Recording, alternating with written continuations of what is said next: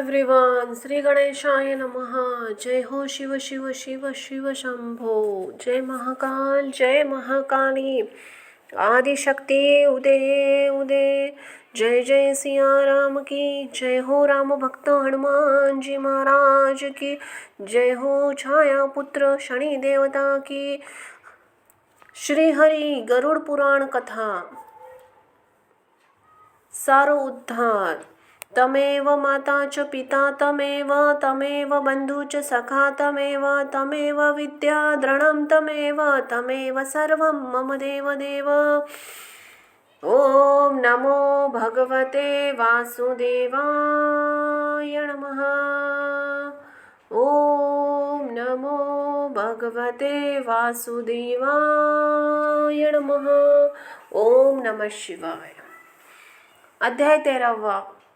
अस्वच्छ काल का निर्णय। अस्वच्छ में निर्देश कर्म, सहपिंडीकरण, श्राद्ध, पिंड मेलन की प्रक्रिया, शय्यादान, पददान और गया श्राद्ध की महिमा। बोलो सांब सदा शिव पार्वती पते हर हर महादेवाय नमः। ओम त्र्यंबकं यजामहे सुगंधिं पुष्टिवर्धनम् उर्वारुकमेव बन्धना मृत्योर्मुक्षीमामृता। जय हो शिव शिव शिव शिव शंभो। जय हो श्री हरि। जय हो श्री लक्ष्मी नारायणाय नमो नमः।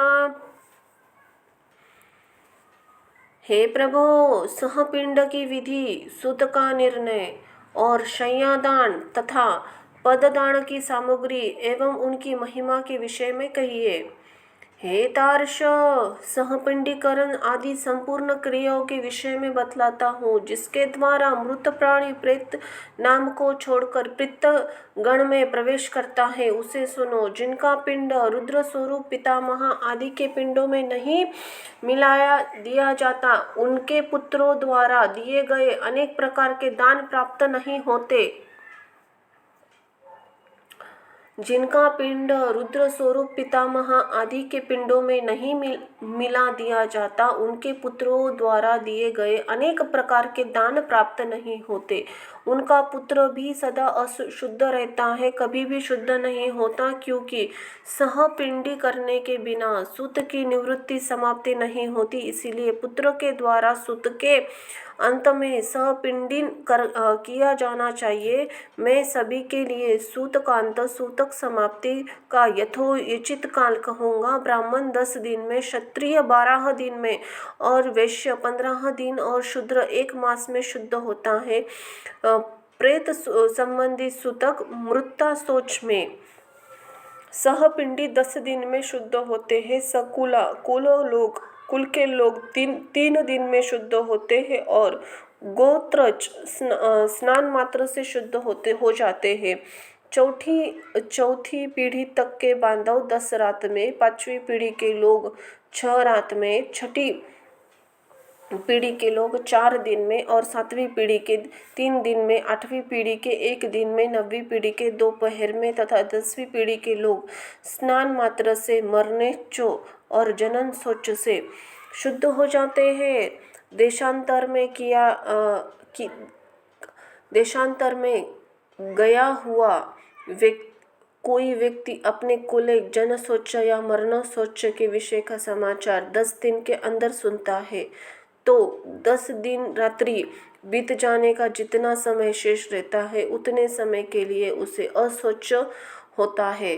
10 दिन बीत जाने के बाद 1 वर्ष के पहले तक ऐसा समाचार मिलने तक 3 रात्रि तक अशौच रहता है। सहवत्सर 1 वर्ष बीत जाने पर समाचार मिले तो स्नान मात्र से शुद्धि हो जाती है। मरना शौच के आदि के 2 भागों में बीतने के पूर्वत अर्थात 6 दिन तक यदि कोई दूसरा अशौच आ पड़े तो आद्य शौच की निवृत्ति के साथ ही दूसरे अशौच की भी निवृत्ति शुद्धि हो जाती है। किसी बालक की दांत निकलने से पूर्व मृत्यु होने पर सत्य अर्थात उसके अंतिम संस्कार के बाद स्नान करने पर चुंडना कर मुंडन कर के हो जाने पर रात, व्रतबंध होने पर 3 रात और व्रतबंधन के पश्चात मृत्यु होने पर 10 रात का अशौच होता है। जब किसी भी वर्ण की कन्या की मृत्यु जन्म से लेकर 27 मास की अवस्था तक हो जाए तो सभी वर्णों में समान रूप से सद्य अशौच की निवृत्ति हो जाती है। इसके बाद वांगदान पर्यंत 1 दिन का और इसके बाद अथवा बिना वांगदान भी सयानी कन्याओं की मृत्यु होने पर 3 रात्रि का अशौच होता है।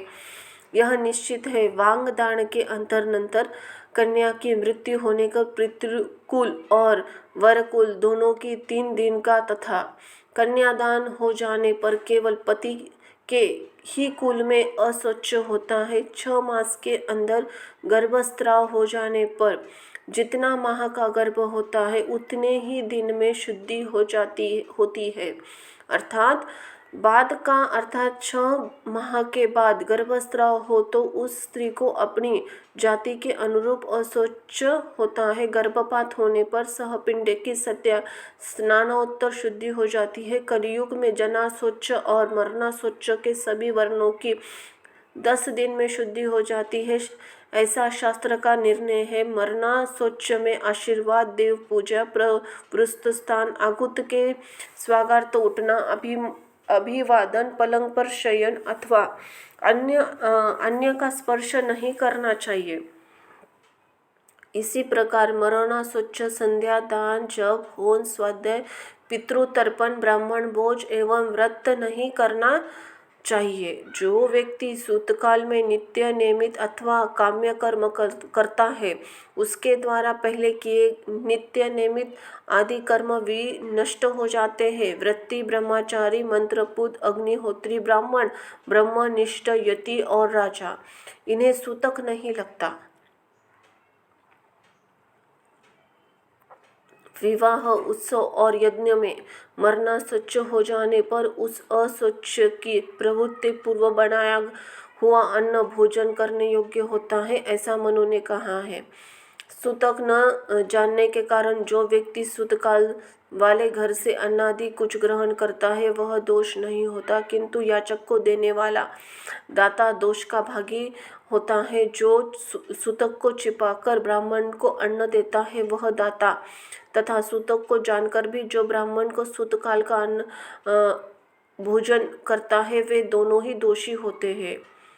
इसीलिए सूतक से शुद्धि प्राप्त करने लिए पिता का सहपिंड श्राद्ध करना चाहिए, तभी वह मृतक पितृगणों के साथ पितृलोक में जाता है। तत्वदर्शी मुनियों ने 12वें दिन 3 पक्ष में 6 मास अथवा 1 वर्ष पूर्ण होने पर सहपिंडीकरण कहा गया है। हे तार्क्ष, मैं तो शास्त्र धर्म के अनुसार चारों वर्णों के लिए 12वें दिन ही सहपिंडीकरण करने के लिए कहता हूँ। कलयुग में धार्मिक भावना से अनित्य होने से, पुरुषों की आयु क्षीण होने से और शरीर की अस्थिरता के कारण 12वें दिन सहपिंडी कर लेना प्रशस्त है। गृहस्थ के मरने का व्रतबंध, उत्सव आदि व्रत, उद्यापन, विवाह आदि कृत्य नहीं होते जब तक पिंड मेलन नहीं होता, अर्थात पितरों में पिंड मिला नहीं दिया जाता या सहपिंडीकरण श्राद्ध नहीं होता तब तक उसमें यहाँ से भिक्षु भिक्षा भी नहीं ग्रहण करता, अतिथि यहाँ सत्कार ग्रहण करता, नित्य नेमी कर्म का भी लोप नहीं होता। कर्म का लोप होने से दोष का भागी होना पड़ता है। इसीलिए चाहे निर्अग्नि हो या सह अग्निहोत्री 12वें दिन सहपिंडन कर देना चाहिए। सभी तीर्थों में स्नान आदि करने और सभी यज्ञों के अनुष्ठान करने जो फल प्राप्त होता है वही फल 12वें दिन सहपिंडी करने से प्राप्त होता है। अंतहि स्नान करके मृत अवस्था में गोमय से लेपन करके पुत्र को शास्त्रोक्त विधि से सहपिंडीन श्राद्ध करना चाहिए। पाद्य, अर्घ, आचमनीय आदि से विश्व देव का पूजन करे और असत्य गति से पितरों के लिए भूमि में विकर देकर हाथ पांव धोकर पुनः आचमन करे। तब वसु, रुद्र और आदित्य स्वरूप पिता, पितामह तथा प्रपितामह को क्रमशः एक एक अर्थात 3 पिंड दान करे और चौथा पिंड मृतक को प्रदान करे। चंदन, तुलसी पत्र, धूप, दीप, सुंदर भोजन, तांबूल, सुंदर वस्त्र तथा दक्षिणा आदि से पूजन करे। तदनंतर सुवर्ण शकलाओं से प्रेत के पिंड को 3 भागों में विभक्त करके पितामह आदि के पिंडों में पृथक पृथक उसका मेलन करे, अर्थात एक भाग पितामह के पिंड में, दूसरा भाग प्रपिता के मह के पिंड में तथा तीसरा भाग वृद्ध पितामह के पिंड में मिलाए। हे तार्क्ष, मेरा ऐसा मत है कि माता के पिंड का मेलन पितामही आदि के पिंड के साथ और पिता का मिलन पितामह आदि के पिंड के साथ करके सहपिंडीकरण श्राद्ध संपन्न करना चाहिए। जिसके पिता की मृत्यु हो गई और पितामह जीवित हो, उसे प्रपितामह आदि पूर्व पुरुषों का 3 पिंड प्रदान करना चाहिए और पृथ्वी पिंड को 3 भागों में विभक्त करके प्रपितामह आदि उन्हीं के साथ मेलन करे। माता की मृत्यु हो जाने पर पितामही जीवित हो तो माता के सहपिंडन श्राद्ध में भी पितृ सहपिंड की भांति पितामही आदि में मातृपिंड का मेलन करना चाहिए, अथवा पितृपिंड के मेरे पिंड विष्णु जी में और मातृपिंड को महालक्ष्मी जी के पिंड में मिलाइए। पुत्रहीन स्त्री का पिंडनादि शास्त्र उसके पति को करना चाहिए और उसका सहपिंडी उसकी सास आदि के साथ होनी चाहिए। एक मतानुसार विधवा स्त्री का सहपिंडीकरण पति,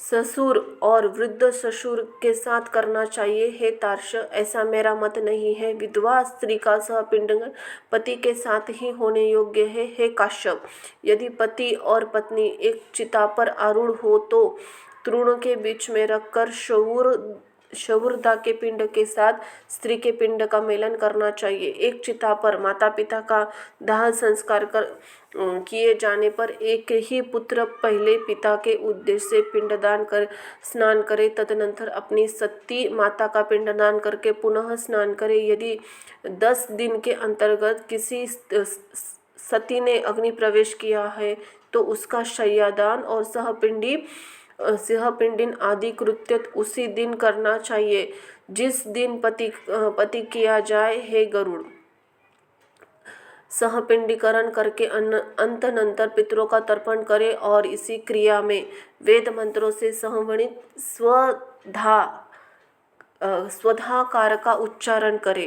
तत्पश्चात अतिथि को भोजन कराए और हंतकार प्रदान करे। ऐसे करने पर पितर, मुनिगण, देवता तथा दानव तृप्त होते हैं।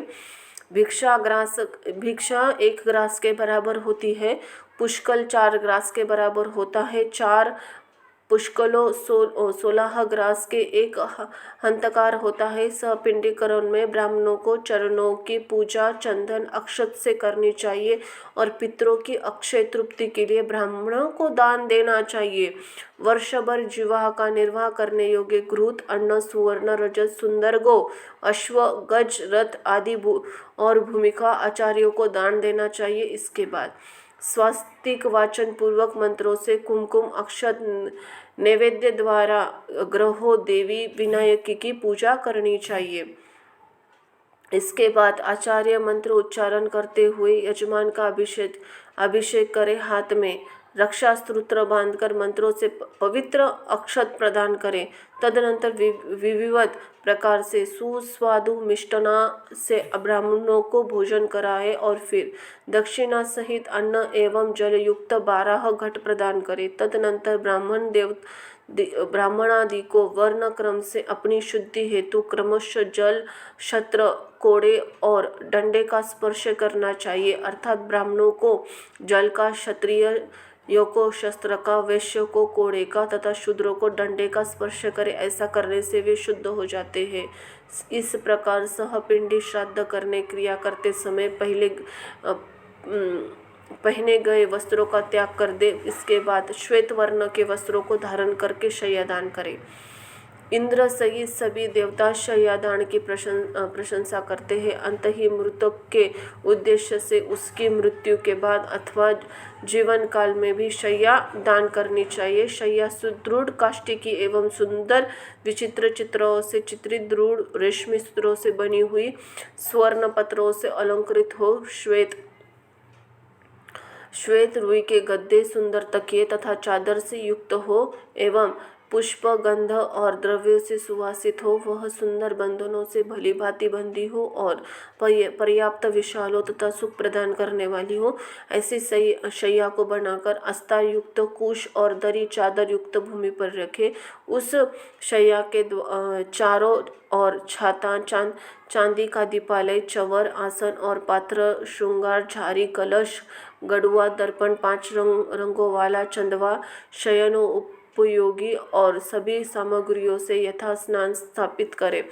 उस शैया के ऊपर सभी प्रकार के आभूषण, आयुध तथा वस्त्र से युक्त स्वर्ण की श्री लक्ष्मी नारायण की मूर्ति स्थापित करे।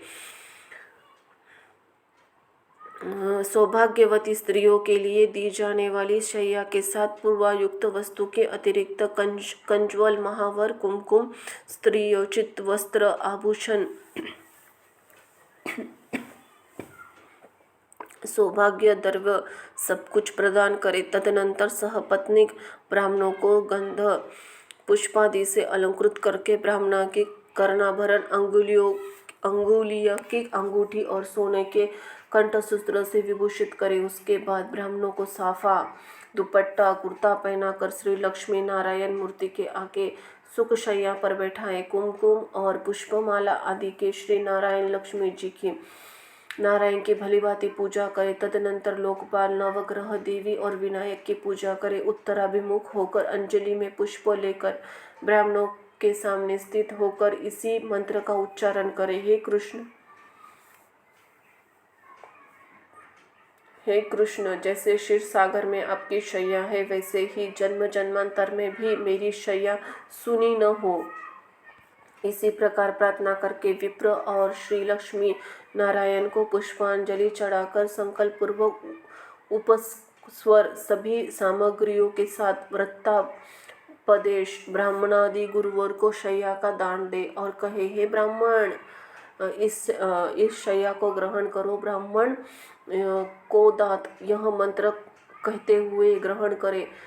इसके बाद शैया पर स्थित ब्राह्मण को लक्ष्मी नारायण की प्रतिमा हिलाइए। तदनंतर प्रदक्षिणा और प्रणाम करके उन्हें विसर्जित करें।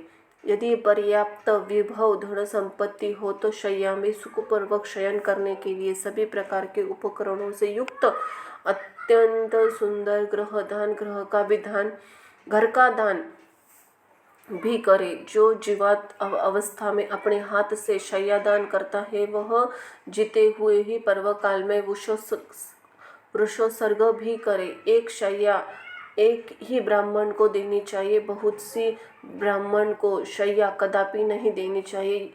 यदि वह शैया विविक्त अथवा विक्रय करके लिए दी गई जाती है तो वह दाता के अंधपतन का कारण बनती है। यदि वह शैया विभक्त या विक्रय करके लिए दी जाती है तो वह दातक के अंधन पतन का कारण बनती है।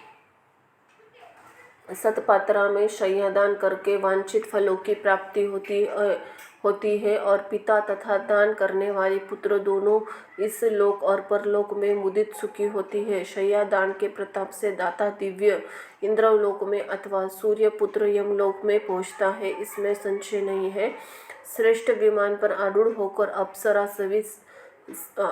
गणों से सेवित दाता प्रलय का पर्यंत आतंक रहित होकर स्वर्ग में स्थित रहता है। सभी तीर्थियों में तथा सर्व पर्व दिनों में जो भी पुण्य कार्य किए जाते हैं, उन सभी से अधिक पुण्य शय्यादान के द्वारा प्राप्त होता है। इसी प्रकार पुत्र को शय्यादान करके परदान देना चाहिए। पददान के विषय में तुम्हें यथावत बतलाता हूँ, सुनो।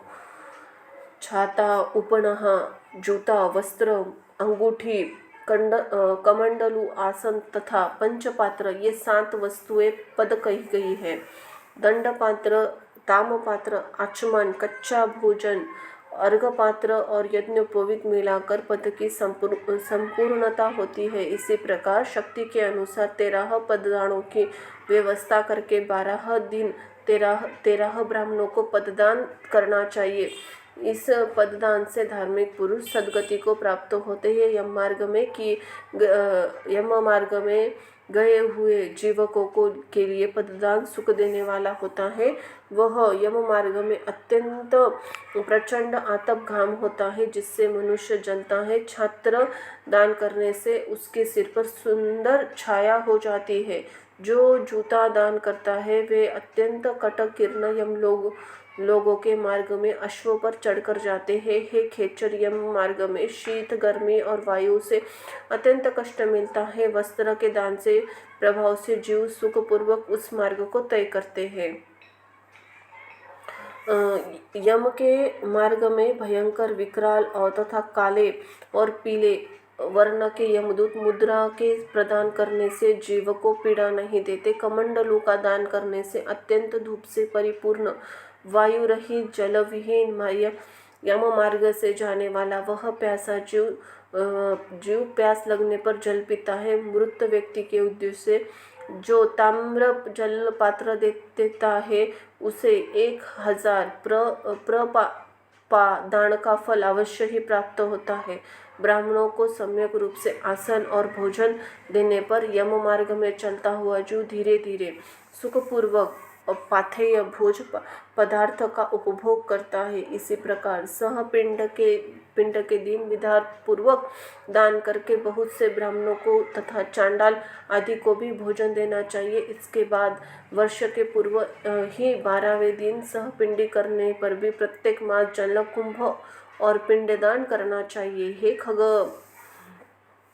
प्रेत कार्य को छोड़कर अन्य किसी कर्म का पुनः अनुष्ठान नहीं किया जाता, किंतु प्रेत की अक्षय तृप्ति के लिए पुनः पुनः पिंडदान आदि करना चाहिए। अंत ही विशेष में तिथि पर मृत्यु होने वाले जीव के मासिक, वार्षिक और पाक्षिक श्राद्ध के विषय में कुछ विशेष बात कहूँगा। पूर्णमासी तिथि पर जो मरता है उसका उन मासिक श्राद्ध चतुर्थी तिथि को होता है, और जिसकी मृत्यु चतुर्थी को हुई है उसका उन मासिक श्राद्ध नवमी को होता है। नवमी तिथि को जिसकी मृत्यु हुई है उसका उन मासिक श्राद्ध रिक्ता तिथि चतुर्थी को होता है। इसी प्रकार पाक्षिक श्राद्ध 20वें दिन करना चाहिए। यदि एक ही दिन मास में 2 संक्रांतियाँ हो तो 2 महीनों के श्राद्ध मल मास में ही करना चाहिए। यदि एक ही मास में 2 मास हो तो उस मास के ही दोनों पक्ष और वे ही 30 तिथियों उन दोनों महीनों की मानी जाएगी। मल मास में पड़ने वाले उन दोनों मासों के मासिक श्राद्ध विषयों में विद्वानों ने यह व्यवस्था सोचनी चाहिए कि श्राद्ध तिथियों के दिन में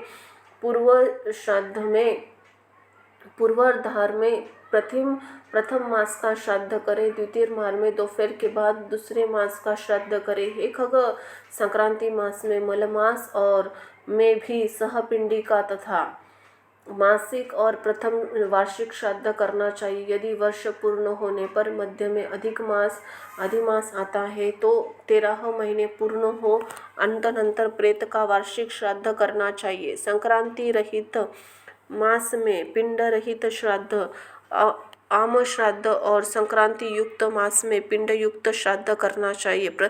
इसी प्रकार प्रथम वार्षिक श्राद्ध को मल मास तथा उसके बाद आने वाले को शुद्ध मास 13वें मास दोनों ही मास में करना चाहिए। इसी प्रकार वर्ष पूर्ण होने पर वार्षिक श्राद्ध करना चाहिए। वार्षिक श्राद्ध को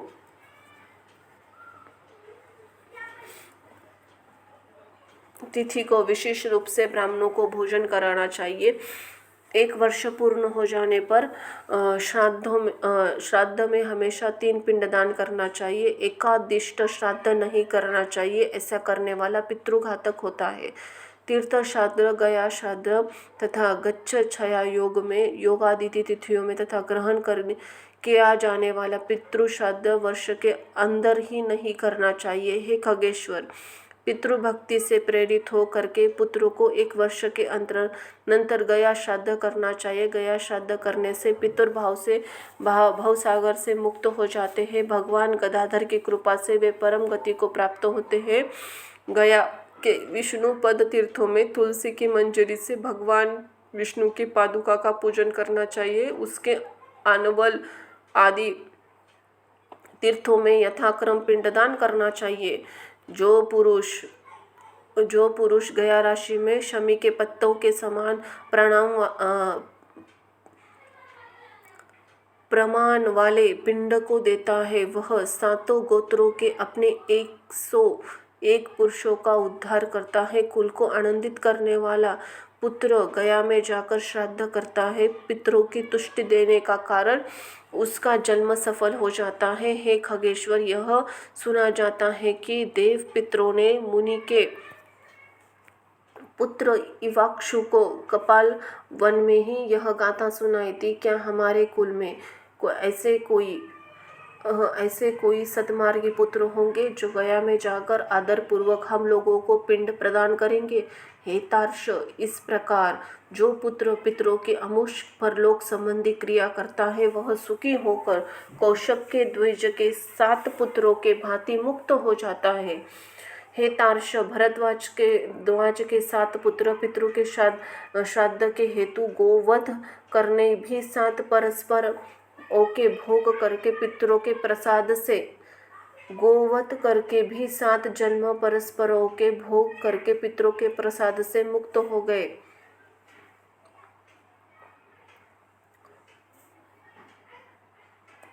कौशिक के वे 7 पुत्र प्रथम जन्म में दशार्ण देश में 7 व्याधों के रूप में उत्पन्न हुए थे।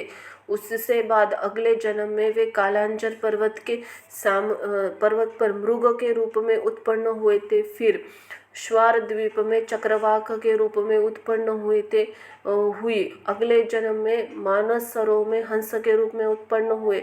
वे ही कुरुक्षेत्र में वेद पारगामी ब्राह्मण के रूप में उत्पन्न हुए और पितरों के प्रति भक्तिभाव रखने वाले कारण वे ब्राह्मण पुत्र मुक्त हो गए। इसलिए पूरे प्रयत्न से मनुष्य को पितृभक्त होना चाहिए। पितृभक्ति के कारण मनुष्य इस लोक तथा परलोक में भी सुखी होता है।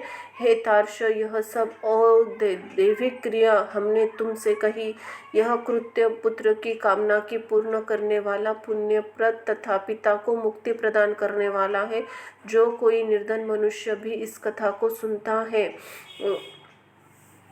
वह सभी पापों से मुक्त होकर पितरों के निमित्त दिए जाने वाले दान का फल प्राप्त करता है। जो मनुष्य मेरे द्वारा कहे गए श्राद्धों को एवं दानों को विधि पूर्वक करता है, गरुड़ पुराण कथा को सुनता है, उसके फल को सुनो। पिता उसको सहपुत्र प्रदान करता है। पितामह उसे गोधन देते हैं। उसके प्रपितामह उसे बहुविध धन संपत्ति प्रदान करते हैं और वृद्ध प्रपितामह तृप्त होकर विपुल आनंद अन्न और आदि प्रदान करते। इसी प्रकार श्राद्ध से तृप्त होकर सब पितर पुत्रों को वांछित फल देते हैं और धर्म मार्ग से धर्मराज के प्रसाद में जाकर वे धर्मराज की सभा में आदरपूर्वक विराजमान रहते हैं।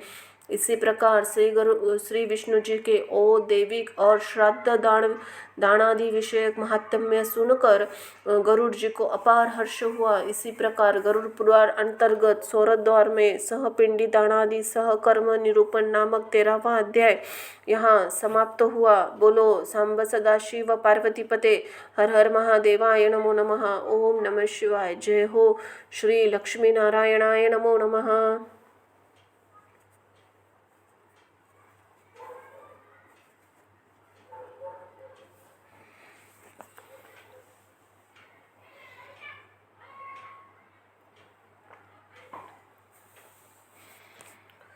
अध्याय 14वां।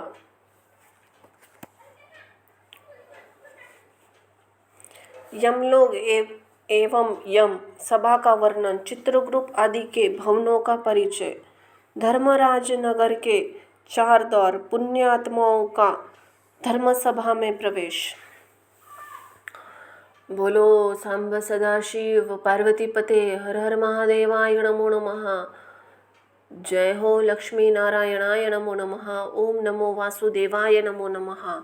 गरुड़ उवाच हे दयानिधे, यमलोक कितना बड़ा है, कैसा है, किसके द्वारा बनाया हुआ है, वहाँ की सभा कैसी है, उस सभा के धर्मराज किसके साथ बैठते हैं। हे दयानिधे, जिन धर्मों का आचरण करने के कारण धार्मिक पुरुषों जिन मार्गों से धर्मराज के भवन में जाते हैं, उन धर्मों तथा मार्गों के विषय में आप मुझे बतलाइए। श्री भगवान उवाच हे गरुड़, धर्मराज जो नगर नगरादि मुनियों के लिए अगम्य है, उसके विषय में बतलाता हूँ, सुनो। उस दिव्य धर्म नगर में महापुण्यों से ही प्राप्त किया जाता है। दक्षिण दिशा नैऋत्य कोण के मध्य में व्यवस्थ यम का नगर जो है, वह संपूर्ण नगर वज्र का बना हुआ है, दिव्य है, असुरों तथा देवताओं से अभेद्य है। वह पूर चौकर और 4 द्वारों वाला ऊंची चार दीवारों से घिरा हुआ है, 1000 योजन प्रमाण वाला कहा गया है। उस पूर्व में चित्रगुप्त का सुंदर मंदिर है, जो 25 योजन लंबाई और चौड़ाई में फैला हुआ है। उसकी ऊंचाई 10 योजन है। वह लोहों की अत्यंत 4 दीवारों से घिरा है। वहाँ अवगान गमन के लिए सैकड़ों सीढ़ियाँ हैं। वह पताकाओं के लिए ध्वजों से विभूषित है। वह विमानों के समूह से घिरा हुआ है और गायन वादन से नादित है। चित्र बाणों में निपुण चित्रकारों के द्वारा चित्रित है तथा देवताओं के शिल्पों से उसका निर्माण किया है। वहाँ के उद्यानों और उपवनों से रमणीय है। नाना प्रकार के पक्षीगण उसमें कलरव करते हैं तथा वह चारों ओर से गंधर्वों तथा अप्सरों से घिरा है। उस सभा में अपने परम अद्भुत आसन पर स्थित चित्रगुप्त मनुष्य की आयु की यथावत गणना करते हैं। वे मनुष्य के पाप और पुण्य का लेखा जोखा अभिलेख करने में त्रुटि नहीं करते। जिसने जो शुभ अथवा अशुभ कर्म किया है, चित्रगुप्त की आज्ञा से उसे सबका भोग करना होता है। चित्रगुप्त के घर में पूरब की और ज्वर का एक विशाल घर है। उसके घर के दक्षिण शूल, लुता और विस्फुट के घर है तथा पश्चिम कालपश में अजीर्ण और अरुचि के घर है। चित्रगुप्त के घर के उत्तर की ओर राजरोग पांडु रोग का घर है। ईशान्य कोण में क्षीरपांडा का और अग्नि कोण में मूर्छा का घर है।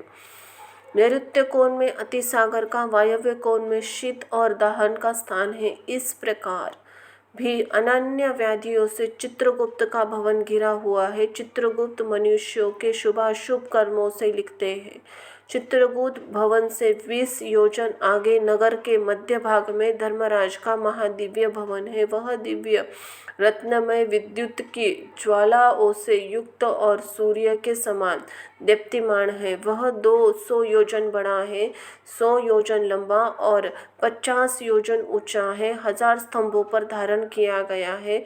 वैदूर्य मणि से मंडित है, स्वर्ण से अलंकृत है और अनेक प्रकार से हर्व्य धनिकों के भवन और प्रसाद गृह, देव सदन तथा राजसहन से परिपूर्ण है। वह भवन शरतकालीन मेघ के समान उज्ज्वल, निर्मल एवं सुवर्ण से बने हुए कलशों से अत्यंत मनोहर है। उसमें चित्र बहुरंगी रंगों से स्फटिक से बनी हुई सीढ़ियाँ और वह वज्र हीरो से कुंडम फर्श से सुशोभित है।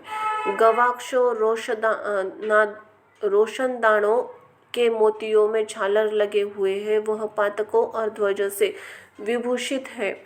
घंटा और नगाड़ों से नवंदित तथा स्वर्ण के बने हुए तोरणों से मंडित है। वह आश्चर्यों से परिपूर्ण स्वर्ण निर्मित सैकड़ों कवाड़ों से युक्त है तथा कंटक रहित नाना वृक्ष लताओं से एवं गुल्मों झाड़ियों से सुशोभित है। इसी प्रकार भूषणों से वह भव्य भवन सदा भूषित रहता है। विश्वकर्मा ने अपने आत्मयोग के प्रभाव से उसका निर्माण किया है। उस धर्मराज के भवन में 100 योजन लंबी चौड़ी दिव्य सभा है, जो सूर्य के समान प्रकाशित है, चारों ओर से दीप्तिमान तथा इच्छानुसार स्वरूप धारण करने वाली है।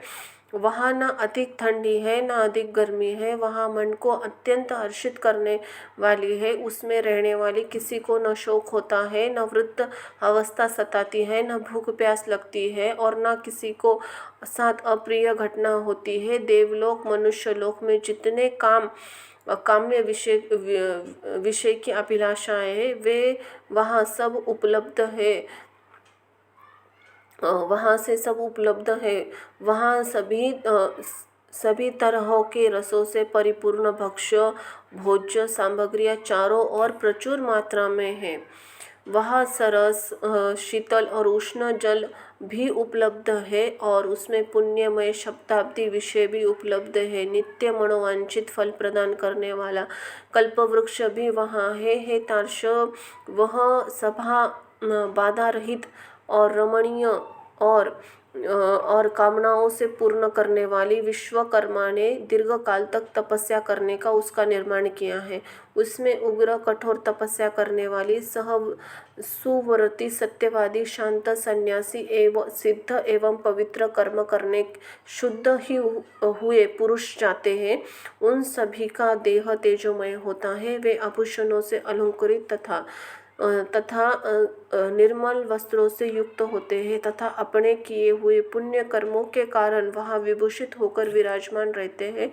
10 योजन विस्तीर्ण और सभी प्रकार से रत्नों से सुशोभित उस सभा में अनुपम एवं उत्तम आसन पर धर्मराज विद्यमान रहते हैं।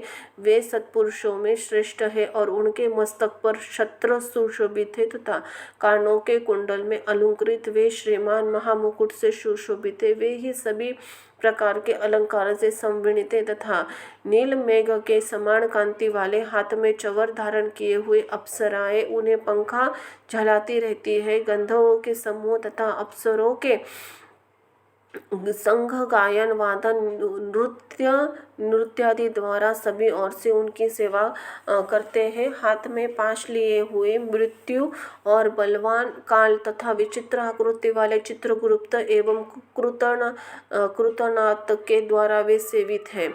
हाथ में पाश और दंड धारण करने वाले उग्र स्वभाव वाले अज्ञान के अधीन आचरण करने वाले तथा अपने समान बल वाले नाना सुभटों दूतों और धर्मराज से घिरे रहते हैं। खग, अग्निश्वात सोमप उष्मप स्वधानवान बृहस्पत मूर्तिवान अमूर्तिवान जो पितर है एवं अरिमा आदि जो पितृगण है और जो अन्य मूर्तिमान पितर है, वे सब मुनियों के साथ धर्मराज की उपासना करते हैं। अत्रि वशिष्ठ पुलह दक्ष क्रतु अंगिरा जमदग्नि नंदन परशुराम भृगु पुलस्त अगिस्त नारद ये तथा अन्य बहुत से पितृराज धर्मराज के सभासद हैं, जिनके नामों और कर्मों की गणना नहीं की जा सकती। ये धर्मशास्त्रों की व्याख्या करने के यथार्थ निर्णय देते हैं। ब्रह्मा की आज्ञानुसार वे सब धर्मराज की सेवा करते हैं। उस सभा में सूर्यवंश के और चंद्रवंश के अन्य बहुत से धर्मात्मा राजा धर्मराज की सेवा करते हैं। मनु दिलीप माधंता सगर भगीरथ अम्बरीश अरण्य मुचुकुंद निमि पृथु यतायति नुहुष पुरु और दुष्यंत शिवी नल भरत शंतनु पांडु सहस्त्रार्जुन ये यशस्वी पुण्यात्मा राजश्री और बहुत से प्रख्यात राजा बहुत से अश्वमेध यज्ञों का अनुष्ठान करने के फलस्वरूप धर्मराज के सभासद हुए। धर्मराज की सभा में धर्म की ही प्रवृत्ति होती है, न वहाँ पक्षपात है, न झूठ बोला जाता है और न किसी प्रति मत्सर भाव रहता है। सभी सभासद शास्त्रविद सभी धर्मपारायण है। वे सदा उस सभा में व्यवस्थ यम की उपासना करते हैं। तार्क्ष महात्मा धर्मराज की वह सभा इस प्रकार की है, जो पापात्मा पुरुष दक्षिण द्वार से वहां जाते हैं वे उस सभा को नहीं देख पाते। धर्मराज के पूर्व के जाने के लिए 4 मार्ग है। पापियों के गमन के लिए जो मार्ग है उसके विषय में मैंने तुमसे पहले ही कह दिया है। पूर्व आदि 3 मार्गों से धर्मराज के मंदिर में जाते हैं वे सुकृति पुण्यात्मा होते हैं और अपने पुण्य कर्मों के बल से वहां जाते हैं। उनके विषय में सुनो। उन मार्ग से जो पहला पूर्व मार्ग है वही सभी प्रकार की सामग्रियों से संवनित है और पारिजात वृक्ष की छाया से आच्छादित तथा रत्न मंडित है। वह मार्ग विमान के समूह से सहकीर्ण और हंसों की पंक्ति से सुशोभित है। द्रुम के उद्यानों से व्याप्त है, अमृतमय जल से युक्त है। उस मार्ग के पुण्यात्मा ब्रह्मश्री और आत्मरामा, राजश्री, अप्सरागण, गंधर्व और विद्याधर, वासुकी आदि महान नाग जाते हैं। बहुत से देवताओं की आराधना करने वाले शिव भक्त निष्ठ, ग्रीष्म ऋतु में प्रपा प्याऊ का दान करने वाले अर्थात पौशाला लगाने वाले, माघ में आग और सेकने के लिए लकड़ी देने वाले, वर्षा ऋतु में चतुर्मास करने वाले, विरक्त संतों को दान मानादि करके विश्राम करने वाले, दुखी मनुष्यों को अमृतमय वाचनों से आश्वस्त करने वाले और आश्रय देने वाले, सत्य और धर्म पे रहने वाले, क्रोध और लोभ से रहित, पिता माता से भक्ति रखने वाले, गुरु की शुश्रूषाओं में लगे रहने वाले, भूमिदान देने वाले, ग्रहदान देने वाले, गोदान देने वाले, विद्या प्रदान करने वाले, पुराण वक्ता, श्रोता और पुराणों का पारायण करने वाले, ये सभी तथा अन्य पुण्य आत्मा भी पूर्व द्वार से धर्मराज के नगर में प्रवेश करते हैं। वे सभी सुशील शुद्ध बुद्धि वाले धर्मराज के सभा में जाते हैं। धर्मराज के नगर में जाने के लिए दूसरा उत्तर मार्ग है, जो सैकड़ों विशाल रथों से तथा शिव का आदि नर योनों से परिपूर्ण है। वह हरि चंदन के वृक्षों से सुशोभित है। उस मार्ग में हंस और सारस्व से व्याप्त चक्र वाक से सुशोभित तथा अमृत मूल्य जल से परिपूर्ण एक मनोरम सरोवर है। इस मार्ग से वैदिक अभोक्त्यागीत पूजा करने वाले, दुर्गा और सूर्य भक्त पर्वों पर स्नान तीर्थ लगाने वाले, धर्म संग्राम में अथवा अनशन करके मृत्यु प्राप्त करने वाले, वाराणसी में गौशालों में अथवा तीर्थ जलों में विधिवत प्राण त्यागने वाले, ब्राह्मणों अथवा अपने स्वामी के कार्यों में तथा तीर्थ क्षेत्र में मरने वाले, जो देव प्रतिमा आदि के विध्वंस होने के बचाने के प्रयास में प्राण त्याग करने वाले, योगाभ्यास वाले, प्राण त्याग वाले, पुत्रों की पूजा करने वाले तथा नित्य महादान देने वाले वे व्यक्ति उत्तर द्वार से धर्म सभा में जाते हैं। तीसरा पश्चिम मार्ग है, जो रत्न जटित भवनों से सुशोभित है। वह अमृत सरोवर से सदा परिपूर्ण रहने वाले बाबुलियों से विराजित है। वह मार्ग ऐरावत कुल में उत्पन्न मंदोदत्त हाथियों से तथा उच्च श्रवा से उत्पन्न अश्वरत्नों से भरा है। इस मार्ग से आत्म तत्ववेता, सत्य शास्त्रों के चिंतन, भगवान विष्णु के अनन्य संगति में निष्ठा रखने वाले ये सभी जीव अप्सरा के समूह से युक्त श्रेष्ठ विमानों से बैठकर अमृतपान करते हुए धर्मराज के भवन में जाते हैं और वे सब भवन के पश्चिम द्वार से प्रविष्ट होकर धर्म सभा में पहुंचते हैं। उन्हें आया हुआ देखकर धर्मराज बारंबार संभाषण करते हैं। उन्हें उठकर अभ्युत्थान देते हैं और उनके सम्मुख जाते हैं। उस समय धर्मराज भगवान विष्णु के समान चतुर्भुज और शंख चक्र गदा तथा खड़ग धारण करके पुण्य करने वाले जीवों के साथ स्नेहपूर्वक मित्रवत आचरण करते हैं, उन्हें बैठने के लिए सिंहासन देते हैं, नमस्कार करते हैं, पाद्य अर्घ आदि प्रदान करने चरणार्दिक पूजा मंडलियों में उनकी पूजा करते हैं। यह धर्मराज कहते हैं, हे सभासदों, इस ज्ञानी परम आदरपूर्वक नमस्कार कीजिए। यह हमारे मंडल का भेदन करके ब्रह्मलोक में जाएगा। हे बुद्धिमानों, श्रेष्ठ और नरक की यातनाओं से भयभीत रहने वाले पुण्य आत्माओं, आप लोगों ने अपने पुण्य कर्मानुष्ठ से सुख प्रदान करने वाला देवत्व प्राप्त कर लिया है। हे दुर्लभ मनुष्य योनि के प्राप्त करके जो नित्य वस्तु का धर्म का साधन नहीं करता, वह घोर नरक में गिरता है। उससे बढ़कर अचेतन अज्ञानी और कौन है? अस्थिर शरीर से और अस्थिर धन आदि से कोई एक बुद्धिमान मनुष्य ही स्थिर धर्म का संचयन करता है। इसीलिए सभी प्रकार के प्रयत्नों का करके धर्म संचय करना चाहिए। आप लोग सभी भोगों से परिपूर्ण पुण्य आत्माओं से स्थान में स्वर्ग में जाए। ऐसा धर्मराज का वचन सुनकर उन्हें और उनकी सभी सभाओं को प्रणाम करके वे देवताओं के द्वारा पूजित और मुनीश्वरों के स्तुत होकर विमान समूहों से परम पद को जाते हैं और कुछ परम आदर के साथ धर्मराज की सभा में रह जाते हैं और वह एक कल्प पर्यंत रहकर मनुष्यों के लिए दुर्लभ भोगों का उपभोग करके पुण्य आत्मा पुरुष शेष पुण्यों के साथ पुण्य दर्शन वाले मनुष्य योनि में जन्म लेता है। इस लोक में वह महान धर्म संपन्न सर्वज्ञ तथा सभी शास्त्रों में पारंगत होता है और पुनः आत्मचिंतन के द्वारा परम गति को प्राप्त होता है। हे गरुड़, तुम यम लोकों के विषय में पूछा था, अब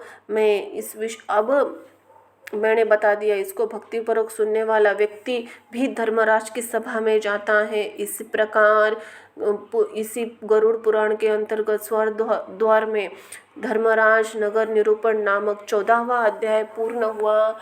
बोलो सांब सदा शिव पार्वती पते हर हर महादेव। ओम नमः शिवाय। ओम नमो भगवते वासुदेवाय नमः।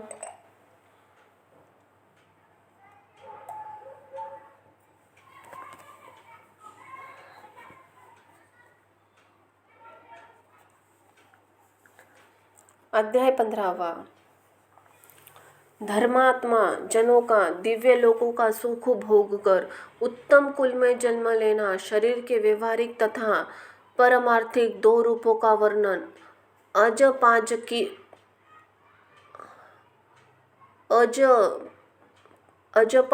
जप की विधि। भगवत प्राप्ति के साधन में भक्ति योग का प्राधीनता। ओम नमः शिवाय।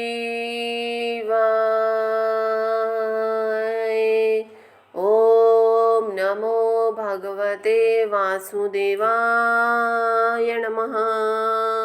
गरुड़वाच। धर्मात्मा व्यक्ति स्वर्ग के भोगों को भोग कर पुनः निर्मल कुल में उत्पन्न होता है। इसीलिए माता के गर्भ में उसकी उत्पत्ति कैसे होती है, इस विषय में बतलाइए। ही करुणानिधे पुण्य आत्मा पुरुष इस देह के विषय में जिस प्रकार विचार करता है वह मैं सुनना चाहता हूँ, मुझे बतलाइए। श्री भगवान ने कहा, हे तार्क्ष, तुमने ठीक पूछा है।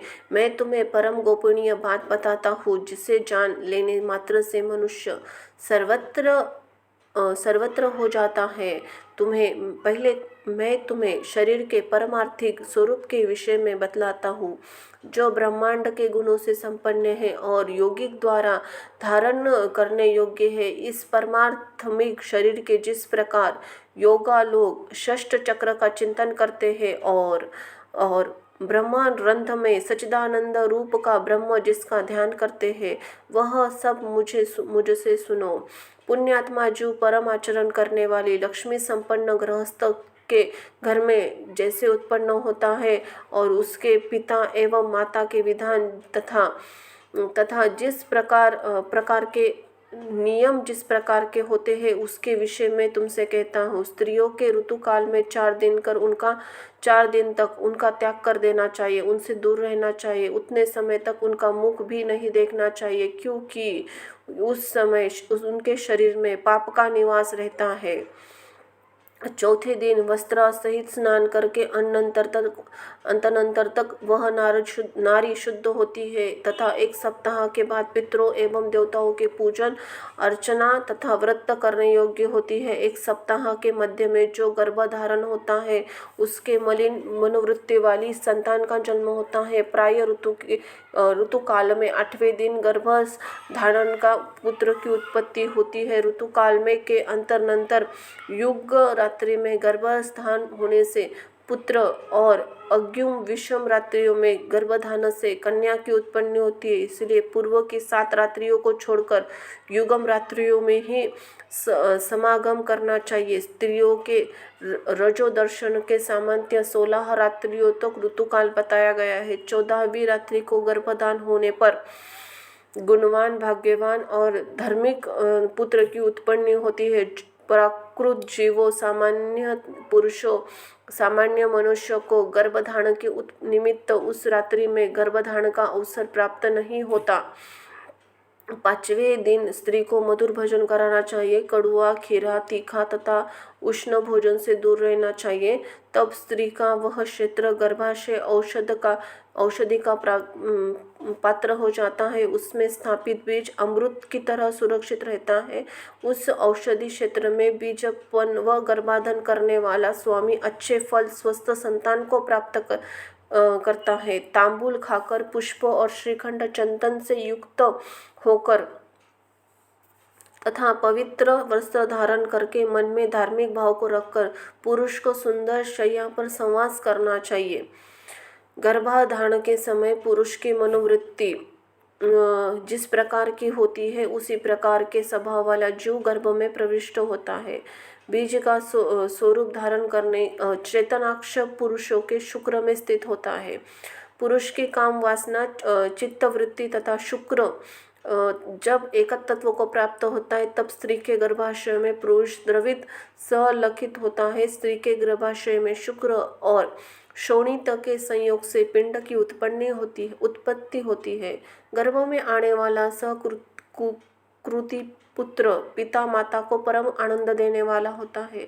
उसके पुंसवसन आदि समस्त संस्कार किए जाते हैं। पुण्य आत्मा पुरुष ग्रहों की उच्च स्थिति में जन्म प्राप्त करता है। ऐसे पुत्र की उत्पत्ति के समय ब्राह्मण बहुत सारा धन प्राप्त करते हैं। वह पुत्र विद्या और विनय से संपन्न होकर पिता के घर में बढ़ता है और सत्पुरुषों के सह संसर्ग में सभी शास्त्रों में पांडित्य संपन्न होता है। वह तारुण्य अवस्था में दिव्य अंगना आदि को योग प्राप्त होता है, दानशील तथा धनी होता है। पूर्व में किए हुए तपस्या, तीर्थ सेवन आदि महापुण्यों के फल का उदय होने पर वह नित्य आत्मा और अनात्मा अर्थात परमात्मा और उससे भिन्न पदार्थों के विषय में विचार करने लगता है, जिससे उसे यह बोध होता है कि सांसारिक मनुष्य ब्रह्मवश रस्सी के सर्पों के आरोपों की भांति वस्तु अर्थात सच्चिदानंद ब्रह्म में अवस्तु अर्थात अनादि जगत प्रपंच का अध्यारोप करता है। अब अपवाद अध्यात्म मिथ्याज्ञान या ब्रह्म ज्ञान के निराकरण में रस्सी के सर्प के भ्रांति के निराकरण पूर्वक रस्सी के वास्तवा के ज्ञान के समान ब्रह्म रूपी सत्य वस्तु के अनादि जगत प्रपंच की मिथ्या प्रकृति के दूर हो जाने पर और ब्रह्म रूप सत्य वस्तु का सम्यक ज्ञान हो जाने पर वह सच्चिदानंद ब्रह्म का चिंतन करने लगता है। सांसारिक पदार्थ रूप अस्वत वस्तु या अनात्मा पदार्थ से अस्वित या संबंध होने वाले इस ब्रह्म से संगरहित शुद्ध स्वरूप से सम्यक बोध से मैं तुम्हें इस साथ अविणित या असंबंध प्रतीत होने वाले पृथ्वी अनादि अनंत वर्ग में अर्थात पंचभूतों आदि के गुणों बतलाता हूँ। पृथ्वी, जल, अग्नि, वायु तथा आकाशीय स्थूलभूत कहे जाते हैं। यह शरीर इन्हीं 5 भूतों से बनता है। इसलिए पंच भौतिक कहलाता है। हे खगेश्वर, त्वचा, हड्डियाँ, नाड़ियाँ, रोम और मांस ये 5 भूमि के गुण हैं। यह मैंने तुम्हें बतलाया है। लार, मूत्र, वीर्य, मज्जा और 5 रक्तवायु ये 5 जल के गुण कहे गए। अब तेज के गुणों को सुनो। हे तार्क्ष, गुणियों के द्वारा सर्वत्र क्षुधा, तृषा, आलस्य, निद्रा और क्रांति ये 5 गुण कहे गए हैं। सिकुड़ना, दौड़ना, लांघना, फैलाना और तथा चेष्टा करना ये 5 वायु के गुण कहे हैं। घोष, शब्द, छिद्र, गांभीर्य, श्रवण और सर्व संश्रय समस्त तत्वों को आश्रय प्रदान करना ये 5 गुण तुम्हें प्रयत्न पूर्वक आकाश के जानने चाहिए। पूर्व जन्म के कर्मों से अधिवासित मन, बुद्धि, अहंकार, चित्र और अंतकरण चतुष्ट कहा जाता है। श्रोत्र, तक्व, जीवा, चक्षु, नेत्र, नासिका ये ज्ञानेंद्रिय है तथा वाग, हाथ, पैर और उपस्थ ये कर्म इंद्रिया है। दिशा, वायु, सूर्य, प्रचेता और अश्विन कुमार ये ज्ञानेंद्रियों के तथा वही इंद्र, विष्णु, मित्र तथा प्रजापति ये कामेंद्रियों के देवता कहे गए हैं। देह के मध्य में इंडला, पिंगला, सूक्ष्मणा, गांधारी, गज, जिह्वा, पुष्पा, यशस्विनी, अवलुंबा, कुही, शंखिणी ये 10 प्रधान नाड़ियाँ स्थित है। प्राण, अपान, समान, उदान तथा व्यान, नाग, कूर्म, कुकुल, देवत और धनंजय ये 10 वायु है। हृदय में प्राणवायु, गुदन में अपान वायु, नाड़ी में समान वायु, कंठ देश में उदान वायु और संपूर्ण देश में व्यान वायु व्याप्त है। उदार डकार या वमन में नाग वायु हेतु है। जिसके द्वारा वो मलिन होता है वह कर्म वायु कहा जाता है। कुंकण नामक वायु शुद्धा के उद्दीपित करता है। देवदत्त नामक वायु जांबाही करता है। सर्वव्यापी धनंजय वायु मृत्यु के पश्चात मृत शरीर को नहीं छोड़ता। ग्रास के रूप में खाया हुआ अन्न सभी प्राणियों को शरीर को पुष्ट करता है। उस पुष्टारिक अन्न के सारांशभूत रस को व्यान नाम का वायु शरीर की सभी नाड़ियों में पहुंचाता है। उस वायु के द्वारा भुक्त आहार 2 भागों में विविध कर दिया जाता है। गुदा भाग में प्रविष्ट होकर सम्यक रूप से अन्न और जल को पृथक पृथक करके अग्नि के ऊपर जल और जल के ऊपर अग्नि को करके अग्नि के नीचे वह प्राणवायु स्वतः स्थित होकर उस अग्नि को धीरे धीरे धोकता है। उसके द्वारा धोके जाने पर अग्नि किट्ट, मल और रस को पृथक पृथक कर देता है। तब वह व्यान वायु उस रग को संपूर्ण शरीर में पहुंचाता है। उससे पृथक जल या कीट शरीर के कर्ण, नासिका आदि 12 छिद्रों से बाहर निकलता है। कान, आँख, नाक, नासिका, जीवा, दंत, नाभि, शंख, गुदा, गुप्तांग तथा शरीराएं समस्त शरीर में स्थित एवं लोम ये 12 मल के निवास स्थान है। जैसे सूर्य के प्रकाश व्याप्त करके प्राणी अपने अपने कर्मों में प्रवृत्त होते हैं, उसी प्रकार चेतना से सत्ता प्राप्त करके ये सभी वायु अपने अपने कर्मों में प्रवृत्त होते हैं। हे खग, अब नर देह के 2 रूप के विषय में सुनो। एक व्यवहारिक, दूसरा पारमार्थिक है। हे विनाशुत, व्यवहारिक शरीर में 3.5 करोड़ रोम, 7 लाख केश, 20 नख तथा 32 दांत बताए गए हैं। इस शरीर में 1000 पल मांस, 200 पल रक्त, 10 पल मैदा, 70 पल त्वचा, 12 पल मज्जा, 3 पल महारक्त होता है। पुरुष के शरीर में 2 कुड़ों शुक्र और स्त्री के शरीर में 1 कुड़ों शोणित रज होता है। संपूर्ण शरीर में 360 हड्डियां कही गई है। शरीर के स्थूल और सूक्ष्म रूपी करोड़ों नाड़ियां हैं। इनमें 5 पल पित्त और उसका आधा अर्थात 25 पल शेषा कफ बताया गया है। सदा होने वाले विष्टा और मूत्र का प्रमाण निश्चित नहीं किया जाता। व्यवहारिक शरीर और उपयुक्त गुणों से युक्त है। परमार्थिक शरीर से सभी 14 भुवन सभी पर्वत, सभी द्वीप एवं सभी सागर तथा सूर्य आदि ग्रह सूक्ष्म रूप से विद्यमान रहते हैं। परमार्थिक शरीर से मूलाधार मूलाधार आदि 6 चक्र होते हैं। ब्रह्मांड में जो गुण कहे गए हैं वे सभी इस शरीर में स्थित है। योगियों के धारणास्पंद उन गुणों को मैं बतलाता हूँ जिनकी भावना करने से जीव विराट स्वरूप के भागी हो जाता है। पैरों के तलवों में तललोक और ऊपर के तलवों में वितल लोक जानना चाहिए। इसी प्रकार जानों में स्तुतल लोक और जांघों में महातल जानना चाहिए। स्तस गति में मूलतल में तलातल, गुह स्थान में रसातल, कटि प्रदेश में पाताल। इसी प्रकार पैलों के तलवों से लेकर कटि पर्यंत 7 आधे लोक कहे गए हैं।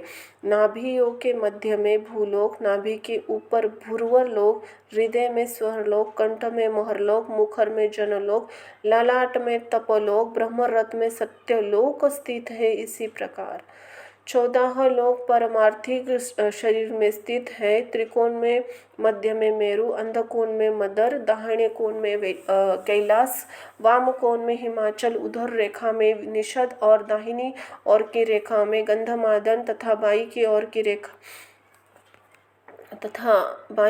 की रेखा में रमणाचल नामक पर्वत स्थित है। ये 7 कुल पर्वत इस पारमार्थिक शरीर में है। अस्थि में ज्वनद्वीप, मज्जा में शाकद्वीप, मांसा में कुशद्वीप, शिरों में क्रौंचद्वीप, त्वचा में शामिल्य द्वीप, रोम समूह में गोमेप द्वीप, नख में पुष्कर द्वीप की स्थिति जाननी चाहिए। तत्पश्चात सागर की स्थिति इसी प्रकार है। हे विनातासूद, क्षार समुद्र, मूत्र में क्षीरसागर, दूध में सुरा का सागर,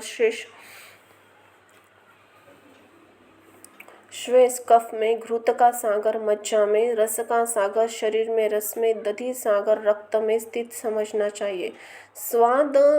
स्वादुदक सागर को लिंब का स्थान कंठ में लटकते हुए अथवा उपजा या कंकाल में समझना चाहिए। नाद चक्र में सूर्य, बिंदु चक्र में चंद्रमा, नेत्रों में मंगल, हृदय में बुध को समझना चाहिए।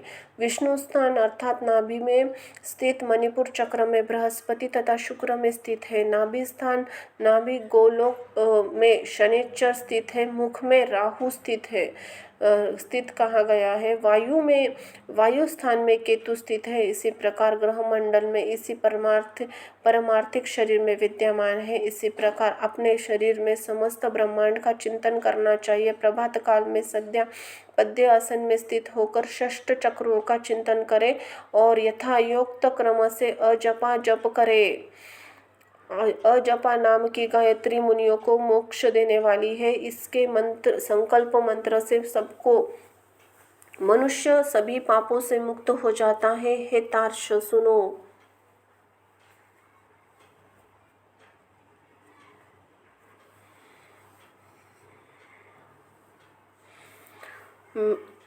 मैं तुम्हें अजपा जप का उत्तम क्रम बताता हूँ। सर्वदा करने से जीव भाव से मुक्त हो जाता है। मूलाधार, स्वादिष्टान, मणिपूरक, अनाहत, विशुद्ध तथा अज्ञा, इन्हें षष्ठ चक्र जाता है। इन चक्रों से क्रमशः मूलाधार गुद प्रदेश के ऊपर में, लिंग देश में, नाभि में, हृदय में, कंठ में, बाहों के मध्य में तथा ब्रह्मरथ में सहस्त्र अर्थात चिंतन करना चाहिए। मूलाधार चतुर्दलाकार अग्नि में समातन और व से स पर्यंत वर्णोत अर्थात व श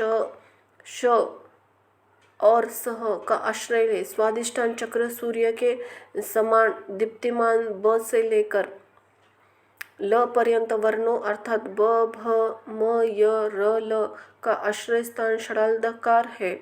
मणिपुर चक्र रक्तिम आभा वाला दशादलाकार और दंड से लेकर फ पर्यंत वर्णों अर्थात ड ढ न त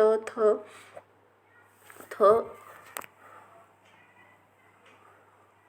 ध ध न प फ का आधार है। अनाहत चक्र दशालकार स्वतितम अभाव वाला तथा क से लेकर ठ पर्यंत वर्णों अर्थात क ख ग घ ड च छ ज झ त्र ट ठ से युक्त है।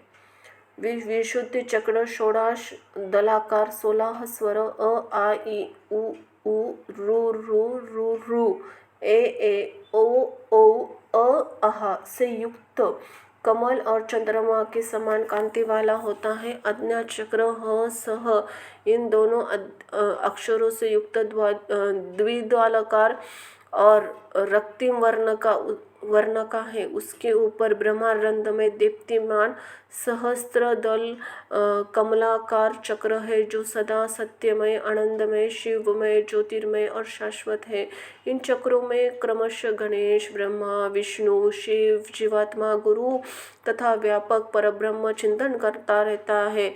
अर्थात मूलाधार चक्र में गणेश जी का, स्वादिष्ठान चक्र में ब्रह्मा जी का, मणिपुर चक्र में विष्णु का, अनाहत चक्र में शिव का, विशुद्ध चक्र में जीवात्मा, आज्ञा चक्र में गुरु का, सहस्त्र चक्र में सर्वव्यापी परब्रह्म का चिंतन करना चाहिए। विद्वानों ने एक दिन और रात में 21,600 श्वासों की सूक्ष्म गति कही गई है। अह का उच्चारण करते हुए श्वास बाहर निकलता है, सह की ध्वनि करते हुए अंदर प्रविष्ट होता है। इसी प्रकार तत्व रूप से ही जीव और हंस इस मंत्र परमात्मा से का निरंतर जाप करता रहता है। जीव के द्वारा अहोरात्रमय किए जाने वाले इस अजपा जप के 6 मंत्र गणेश के लिए, 600 मंत्र गणेश के लिए, 6000 ब्रह्मा के लिए, 6000 विष्णु के लिए, 6000 शिव के लिए, 1000 जीवात्मा के लिए, 1000 गुरु के लिए और 1000 मंत्र चिदात्मा के लिए निवेदित करने चाहिए। श्रेष्ठ संप्रदाय वक्ता अरुण आदि मुनि षष्ठ चक्रों में ब्रह्म या मुख किरण रूप में स्थित है। गणेश आदि देवता का चिंतन करते हैं। शुक्र आदि मुनि अपने शिष्यों का इनका उपदेश करते हैं। अंत ही महापुरुषों की प्रवृत्ति के ध्यान में रखकर विद्वानों सदा इन चक्रों में देवताओं का ध्यान करना चाहिए। सभी चक्रों में अनन्य भाव से उन देवताओं की मानस पूजा करके गुरु के उपदेश से अनुसार अजपा गायत्री का जाप करना चाहिए। इसके बाद ब्रह्म रंध्र में अधोमुख में सहस्त्र कमलों में हंस पर विराजमान वर अभय मुद्रा युक्त दोनों हस्त कमलों में स्थित वाले श्री गुरु का ध्यान करना चाहिए। गुरु के चरणों से निकली हुई अमृतमयी धाराओं से अपने शरीर को प्रक्षालित होता हुआ सचिंतन करें। फिर उपचार से पूजा करके स्तुति पूर्वक प्रणाम करना चाहिए। तदनंतर कुंडलिनी का ध्यान करना चाहिए जो षट चक्रों में 3.5 विलय में स्थित है और आरोह तथा अवरोह के रूप में षट चक्र में से संचरण करती है। तदनंतर ब्रह्मरथ में बहिर्गत सुपुष्णा नामक धाम प्रकाश मार्ग का ध्यान करना चाहिए। उस मार्ग में जानने वाले पुरुष विष्णु के परम धाम को प्राप्त करते हैं। इसके अंतरनंतर ब्राह्य नामक मूर्त में मेरे द्वारा चिंतित आनंद रूप स्व प्रकाश सनातन रूप का सदा ध्यान करना चाहिए। इसी प्रकार गुरु के उपदेश से मन को निश्चल बनाइए। अपने प्रयत्न से ऐसा नहीं करें क्योंकि गुरु के उपदेश के बिना साधक का पतन हो सकता है। इसी प्रकार अंतर्यागी संपन्न करके बाहर योग का अनुष्ठान करना चाहिए। स्नान तथा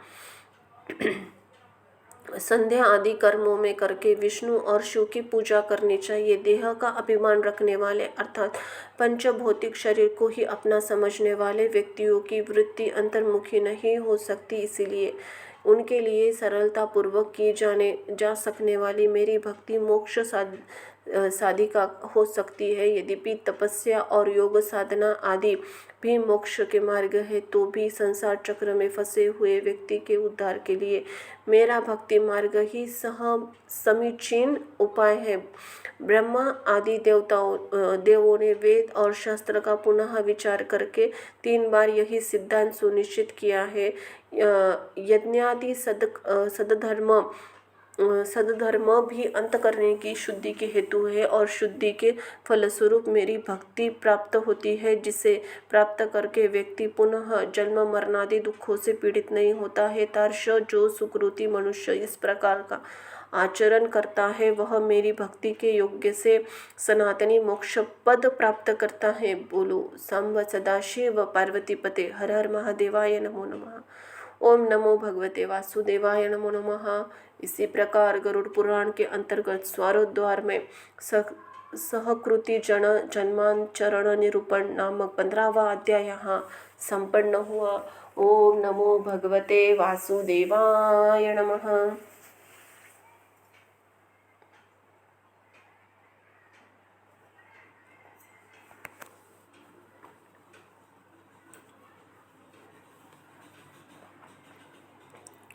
अध्याय 16वां। मनुष्य शरीर प्राप्त करने की महिमा। धर्म आचरण ही मुख्य कर्तव्य। शरीर और संसार की दुखे रूपता तथा नाश्वरता। मोक्ष धर्म निरूपण। गरुड़ उवाच। हे दया सिंधु, अज्ञान के कारण जीव जन्म मरण रूपी संसार के चक्र में पड़ता है, यह मैंने सुना। अब मोक्ष के सनातन उपाय को सुनना चाहता हूँ। हे भगवान, हे देव देवेश, हे शरणागत वत्सल, सभी प्रकार के दुखों से मलिन तथा सार रहित इस भयावह संसार में अनेक प्रकार के शरीर धारण करने से अनंत जीवराशियाँ उत्पन्न होती है और मरती है। उनका कोई अंत नहीं है। ये सभी सदा दुखों से पीड़ित रहते हैं। इन्हें कभी सुख नहीं होता। हे मोक्षेश, हे प्रभु, किस उपाय से करके इन्हें इस सहस्रुति चक्र से मुक्ति प्राप्त हो सकती है, इसे आप मुझे बतलाइए। श्री भगवान हुआच। हे तार्श, इस विषय में मुझसे जो पूछते हैं मैं बतलाता हूँ, सुनो। जिसके सुनने से मनुष्य संसार से मुक्त हो जाता है वह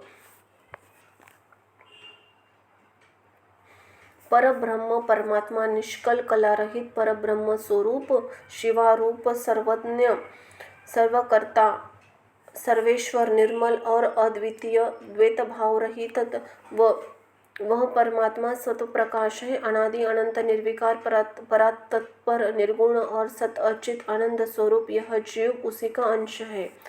जैसे अग्नि से बहुत से स्फुलिंग चिंगारियाँ निकलती है, उसी प्रकार अनादिकालीन अविद्या से युक्त होने के कारण अनादिकाल से किए जाने वाले कर्मों के परिणाम स्वरूप देहादि उपाधि कर्णों धारण करके जीव भगवान से पृथक हो गए हैं। वे जीव प्रत्येक जन्म में मनुष्य पाप रूप सुख दुख प्रदान करने वाले कर्मों से नियंत्रित होकर तत्त जाति के योग से देह और शरीर, आयु और कर्मानुरोधी भोग प्राप्त करते हैं। हे खग, इसके पश्चात भी वे पुनः अत्यंत सूक्ष्म लिंग शरीर प्राप्त करते हैं। यह क्रम मोक्ष पर्यंत स्थित रहता है। ये जीव कभी स्थावर वृक्ष लता आदि योनि में, पुनः क्रमानुयोनि में, तदनंतर जलचर पक्षी योनि में प्राप्त करते हैं।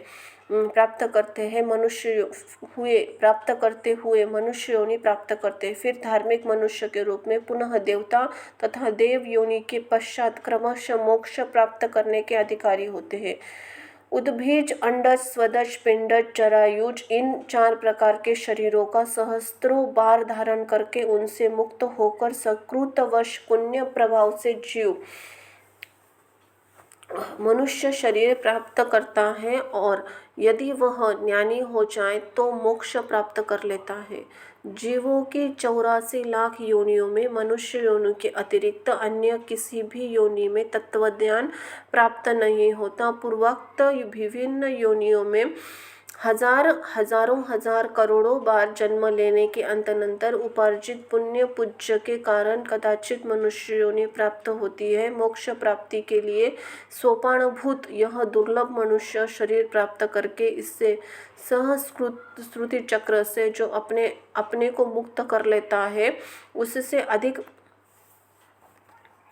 मुक्त कर लेता है।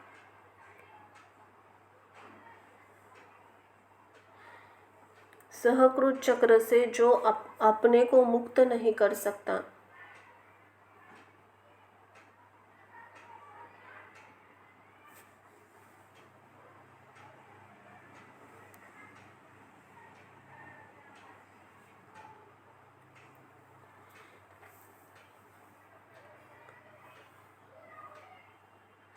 सहकृत वश पुण्य भाव से जीव मनुष्य शरीर प्राप्त करता है और यदि वह ज्ञानी हो जाए तो मोक्ष प्राप्त कर लेता है। जीवों को 84 लाख योनियों में मनुष्य के योनि के अतिरिक्त अन्य किसी भी योनि में तत्वज्ञान प्राप्त नहीं क्योंकि पूर्वोक्त विभिन्न योनियों में हजार हजार करोड़ों बार जन्म लेने के अनंतर उपार्जित पुण्य पुंज के कारण कदाचित मनुष्य योनि प्राप्त होती है।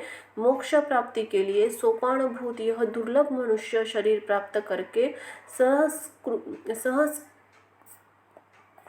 चक्र से जो अपने मुक्त नहीं कर लेता, उससे अधिक पापी और कौन होगा। उत्तम मनुष्य शरीर में जन्म प्राप्त करके समस्त शोष्ठ संपन्न अविकल इंद्रियों को प्राप्त करके भी जो मनुष्य अपने हित को नहीं जानता वह ब्रह्म घातक होता है। शरीर के बिना कोई भी जीव पुरुषार्थ नहीं कर सकता, इसीलिए उस शरीर और उस धन की रक्षा करता हुआ इन दोनों से पुण्योपार्जन करना चाहिए। मनुष्य को सर्वदा अपने शरीर की रक्षा करनी चाहिए, क्योंकि शरीर सभी पुरुषार्थ का एकमात्र कल्याण का साधन है, इसीलिए उसकी रक्षा का उपाय करना चाहिए। जीवन धारणा करने से व्यक्ति अपने कल्याणों को देख सकता है। गांव, क्षेत्र, धन, घर और शुभाशुभ कर्म पुनः पुनः प्राप्त हो सकते, किंतु मनुष्य शरीर पुनः प्राप्त नहीं हो सकता। इसलिए बुद्धिमान मनुष्य सदा शरीर का रक्षा का उपाय करता है। कुष्ठ आदि रोगी भी अपने शरीर को त्यागने की इच्छा नहीं करते। शरीर की रक्षा धर्म आचरण के उद्देश्य से और धर्माचरण ज्ञान प्राप्ति के उद्देश्य से, उसी प्रकार ज्ञान, ध्यान एवं योग की सिद्धि के लिए फिर ध्यान योग से मनुष्य अविलंब मोक्ष प्राप्त कर लेता है।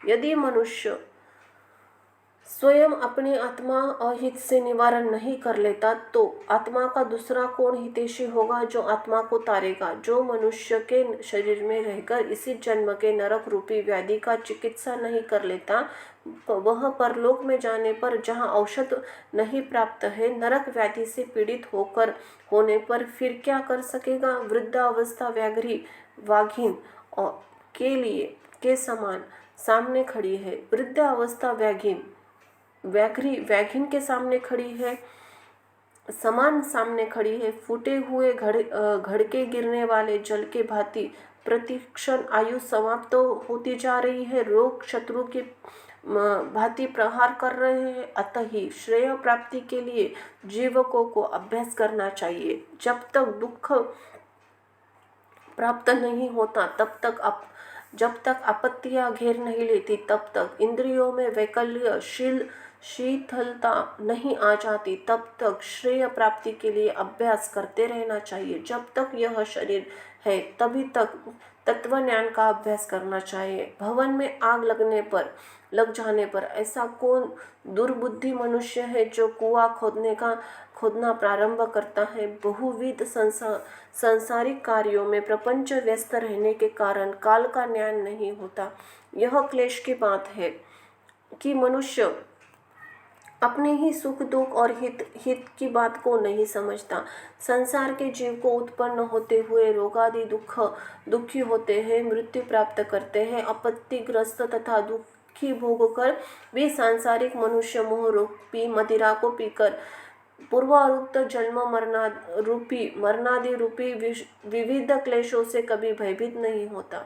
भौतिक संपत्ति स्वप्न से समान नश्वर, क्षणभंगुर, यौवन भी पुष्पों के समान मुरझा लाने वाला है। आयु बादलों में चमकने वाली बिजली के समान चंचल है। यह सब जानते हुए भी मनुष्य कैसे धैर्य हो सकता है।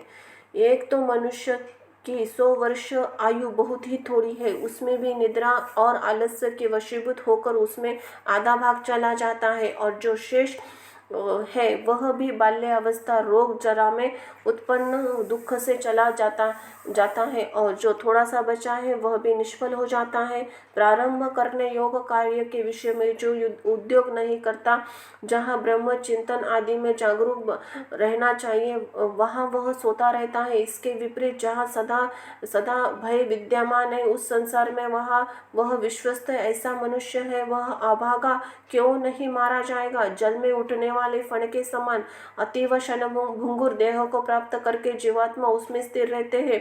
यह शरीर भी उसके प्रिय श्वास के रूप में प्रतीत होता है, किंतु इस अनित्य शरीर में जीवात्मा निर्भय होकर कैसे रह सकता है। जो अहित करने वाला, विषय भोग में हित बुद्धि रखने वाला तथा अनिच्य पुत्र कलत्र देह गेहादि को स्थायी समझता है, और धन संपत्ति आदि अनर्थकारी वस्तुओं में जो अर्थ बुद्धि रखता है, वह अपने को परमार्थ नहीं जानता, वह अपने परमार्थों को नहीं जानता। यह जगत किसी का नहीं हुआ ऐसा देखते हुए भी गिर नहीं रहा है, ऐसे आत्म ज्ञान विषयक वचनों को सुनते हुए भी जिसे बोध नहीं होता, पढ़ करके भी उसका अर्थ नहीं समझता, ऐसा इसलिए होता है कि जीव भगवान की माया से मोहित है।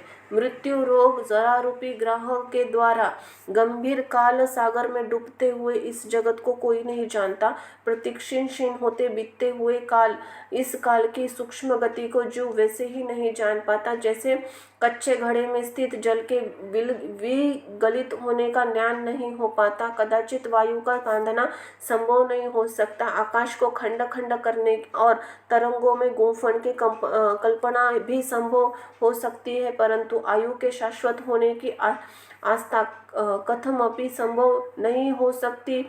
जिस काल के द्वारा पृथ्वी जल जाती है, मेरू पर्वत चूर-चूर हो जाते हैं, सागर का जल भी सूख जाता है, उस काल से मनुष्य शरीर की रक्षा की क्या कथा। मेरा पुत्र, मेरी पत्नी, मेरा धन, मेरे बांधव, इस प्रकार मैं कहते हुए मनुष्य रूपी बकरे को हठपूर्वक काल रूपी भेड़िया मार डालता है। यह मैंने कर लिया, यह मेरा शेष है, यह दूसरा कार्य कुछ करना बाकी है। इस प्रकार की इच्छा से युक्त मनुष्य को यमराज अपने वश में कर लेते हैं। कल किए जाने वाले कार्य को आज अपराह्न में किए जाने कार्य को पूर्वाह्न में ही कर लेना चाहिए, क्योंकि मनुष्य अपना कार्य कर लिया है अथवा नहीं, इसकी प्रतीक्षा मृत्यु नहीं करती। वृद्धावस्था जिसको रास्ता दिखाने वाली है, अत्युच्च रोग ही जिसके सैनिक है, ऐसे मृत्यु रूपी शत्रु को तुम सम्मुख स्थिर हो, फिर उस प्रबल शत्रु से रक्षा करने वाले परमात्मा और क्यों नहीं देखते, अर्थात उनकी और सम्मुख क्यों नहीं होते। तृष्णा रूपी शूल से बंधे हुए वासयान रूपी घी से सींचे हुए तथा राग द्वेष अग्नि में पके हुए मनुष्य को मृत्यु खा जाती है। यह जगत ऐसा ही है, इसमें मृत्यु बालकों, युवकों, वृद्धों और गर्भस्थ जीवों को सबको ग्रस लेती है।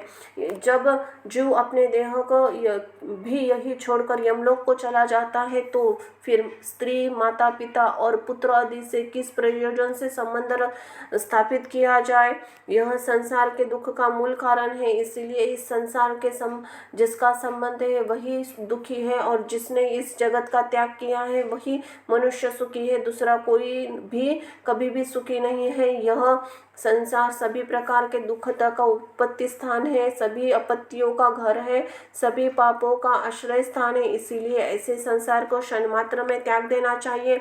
लोह एवं लकड़ियों से बंधे हुए पाशों से बंधा हुआ मनुष्य मुक्त हो सकता है, किंतु पुत्र पत्नी रूपी पाशाओं से बंधा मनुष्य कभी भी मुक्त नहीं हो सकता। मनुष्य अपने मन को प्रिय लगने वाले जगत में जितने पदार्थ से संबंध बनाता है, उतने ही अधिक शोक के किले उसके हृदय में गड़ जाते हैं।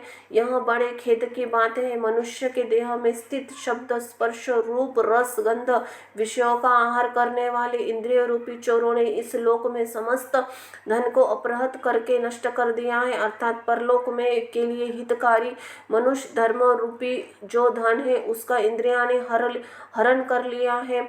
मांस लोभी मत्स्य जैसे बिबिसी में लगे हुए मोह के अंकुश नहीं जान पाता, उसी प्रकार विषयों में प्राप्त होने वाले प्रतिभा मानसिक सुख के लोभ से जीव यम यातना की परवाह नहीं करता। हे गरुड़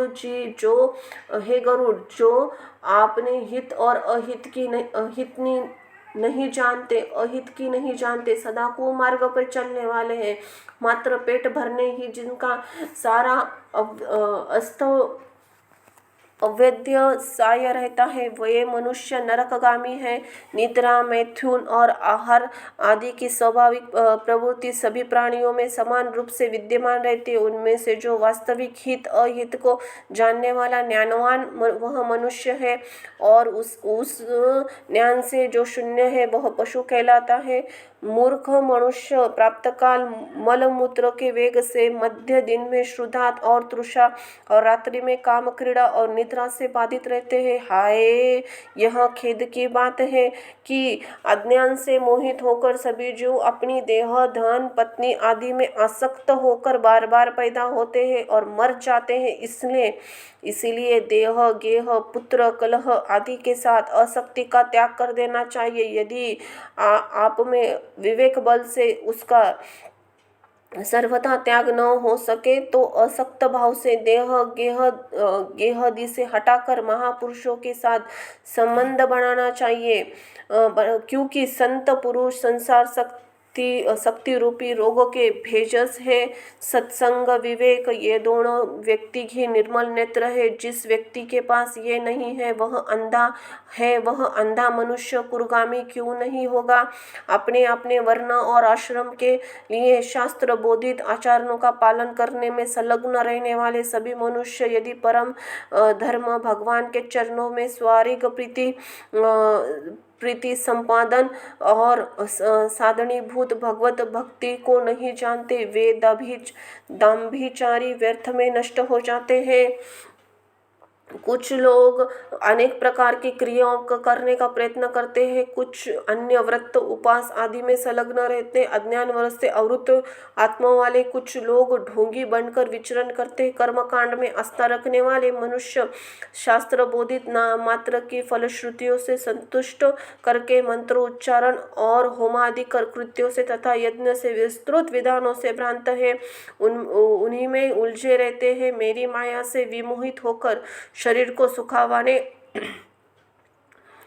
मेरी माया से विमोहित होकर शरीर को सुखाने वाले मूर्ख लोग एक भुक्त, उपवास आदि व्रतों का आचरण करके परमोक्ष परम गति को प्राप्त करना चाहते हैं। शरीर को दंड देने मात्र से क्या अविवेकी पुरुषों की मुक्ति का प्राप्त हो सकती है।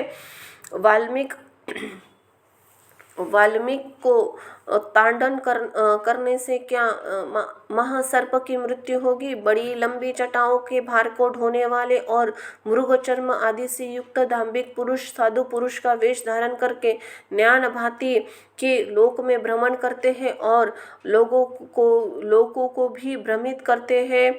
संसारिक सुख और विषयासक्ति में आसक्त जो व्यक्ति मैं ब्रह्मज्ञानी हूँ ऐसा कहता है, वह कर्म मार्ग तथा ब्रह्म ज्ञान मार्ग दोनों मार्ग से भ्रष्ट हो जाता है। उसे चांडाल की भांति छोड़ देना चाहिए। संसार में के घर में और अरण्य में लज्जा त्याग कर सामान्य रूप से नग्न होकर गंधर्व आदि पशु भी विचरण करते हैं, तो क्या इस आचरण और संसार से विरक्त हो जाते हैं। यदि मिट्टी और भस्म धारण करने मात्र से मनुष्य मुक्त हो जाए तो मिट्टी और भस्म के संशय करने वाला वह कुत्ता भी क्या मुक्ति प्राप्त कर लेगा। घास और पात और जल का आहार करने वाले तथा निरंतर जंगल में निवास करने वाले श्रृंगाल, चूहे तथा मृग आदि पशु भी क्या तपस्वी, क्या योगी हो जाते हैं। अर्थात अन्न छोड़ देने ग्राम या नगर में निवास रहने वाले कोई सन्यासी नहीं हो जाता। मंडूक, मेंढक और मत्स्य जलचर जीव जन्म से लेकर मृत्यु पर्यंत गंगादि नदियों में निवास करते हैं, तो वे क्या योगी हो जाते हैं। कबूतर, शील वृत्ति, कंकड़ का आहार करने वाले तथा जातक कभी भूमि पर स्थित जल को नहीं पीते तो क्या वो इससे वृत्ति हो जाते हैं? इसीलिए हे खगेश्वर, पूर्वोक्त संपूर्ण कर्मानुष्ठान केवल लोक रंजन मात्र के लिए है।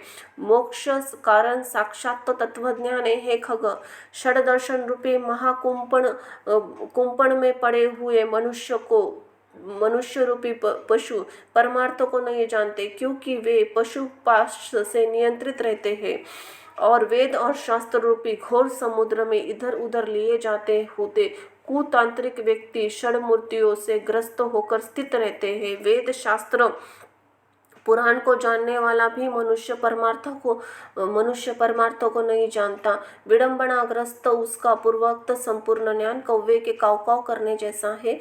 परम तत्व से परामुख जीव यह ज्ञान है, यह ज्ञेय है। इसी चिंता से व्याकुल होकर रात दिन शास्त्रों का अध्ययन करते हैं, काव्योचित अलंकारों से सुशोभित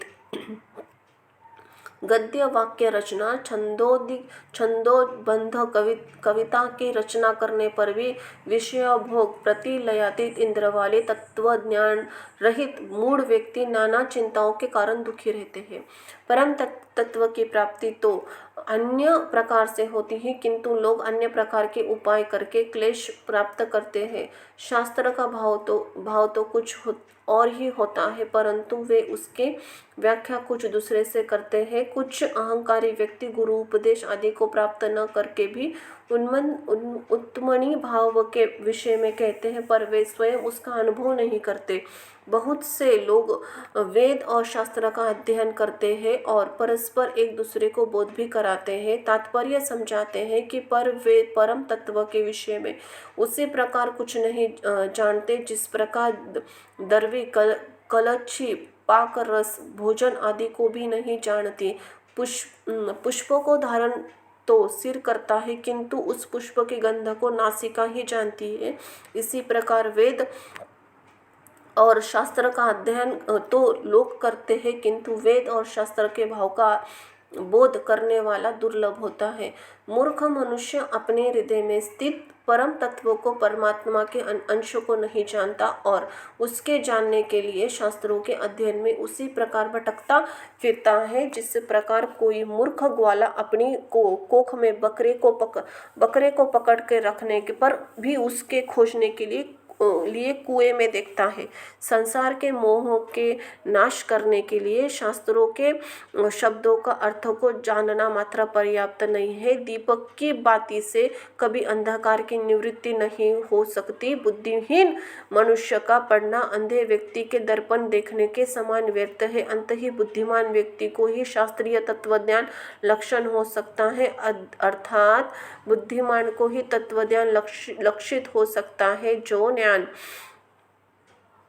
जो यह ज्ञान है इसे जानना चाहिए। इस प्रकार बुद्धि और शास्त्र में प्रतिवाद्य सब कुछ सुनना चाहता है, वह 1000 दिव्य वर्षों की आयु प्राप्त करके भी शास्त्रों का अंत प्राप्त नहीं कर सकता। अनेक शास्त्र और आयु अल्प्य है जिसमें शास्त्रों के विघ्न है। इससे जैसे हंस जल के माध्यम से दूध को ग्रहण कर लेता है, उसी प्रकार बुद्धिमान व्यक्ति भी शास्त्र सार तत्व का ज्ञान प्राप्त कर लेना चाहिए। वेद शास्त्रों के अभ्यास कर वहाँ से तत्वज्ञान प्राप्त करके बुद्धिमान मनुष्य को चाहिए कि जैसे धान चाहने वाला व्यक्ति धान ग्रहण करके पाताल पुआल को छोड़ देता है, उसी तरह भी अन्य शास्त्रों को छोड़ देना चाहिए। जैसे अमृत तृप्त व्यक्ति के लिए भोजन की कोई आवश्यकता नहीं होती है, उसी प्रकार हे तार्क्ष तत्वज्ञान को शास्त्रों से कोई प्रयोजन नहीं होता। हे विनीतामज, न वेद अध्ययन से मुक्ति प्राप्त होती है, न शास्त्रों के अध्ययन से न मोक्ष की प्राप्ति होती, किसी दूसरे उपाय से नहीं। जिसी प्रकार मुक्ति के लिए न तो आश्रम धर्म का अनुष्ठान है न दर्शनों का अध्ययन है, उसी प्रकार श्रोत स्मार्तमी कर्म ही का भी कारण नहीं है। मात्र ही ज्ञान ही मोक्ष का उपाय है। गुरु के वचन ही मोक्ष देने वाला है। अन्य सब विद्याएं विडंबनाएं मात्र है। लकड़ी के 1000 भारों की अपेक्षा एक संजीवनी श्रेष्ठ है। कर्मकांड और वेद शास्त्र के अध्ययन रूपी परिश्रम से रहित केवल गुरु मुख से प्राप्त अद्वैत ज्ञान ही कल्याणकारी कहा गया है। अन्य करोड़ों शास्त्रों के पढ़ने से कोई लाभ नहीं। वेदादि आगमन शास्त्रों के अध्ययन तथा विवेक, इन दोनों साधनों से ज्ञान की प्राप्ति होती है। आगमन ब्रह्म ज्ञान का ज्ञान प्राप्त होता है और विवेक से परब्रह्म ज्ञान का प्राप्त होता है। आगमन से शब्द ब्रह्म ज्ञान प्राप्त होता है और विवेक से परब्रह्म ज्ञान प्राप्त होता है। कई विद्वान अद्वैत को वास्तविक परब्रह्म स्वीकार करते हैं और कुछ दिन द्विजन द्वैत तत्व की ही प्रतिष्ठा करते हैं, किंतु द्वैत और अद्वैत पृथक सभा के लिए समान रूप से स्वीकार्य परम तत्व को कोई नहीं जानता। न मम मेरा नहीं है और मम मेरा है, ये दोनों पद भावनाएं बंधन और मोक्ष के कारण हैं।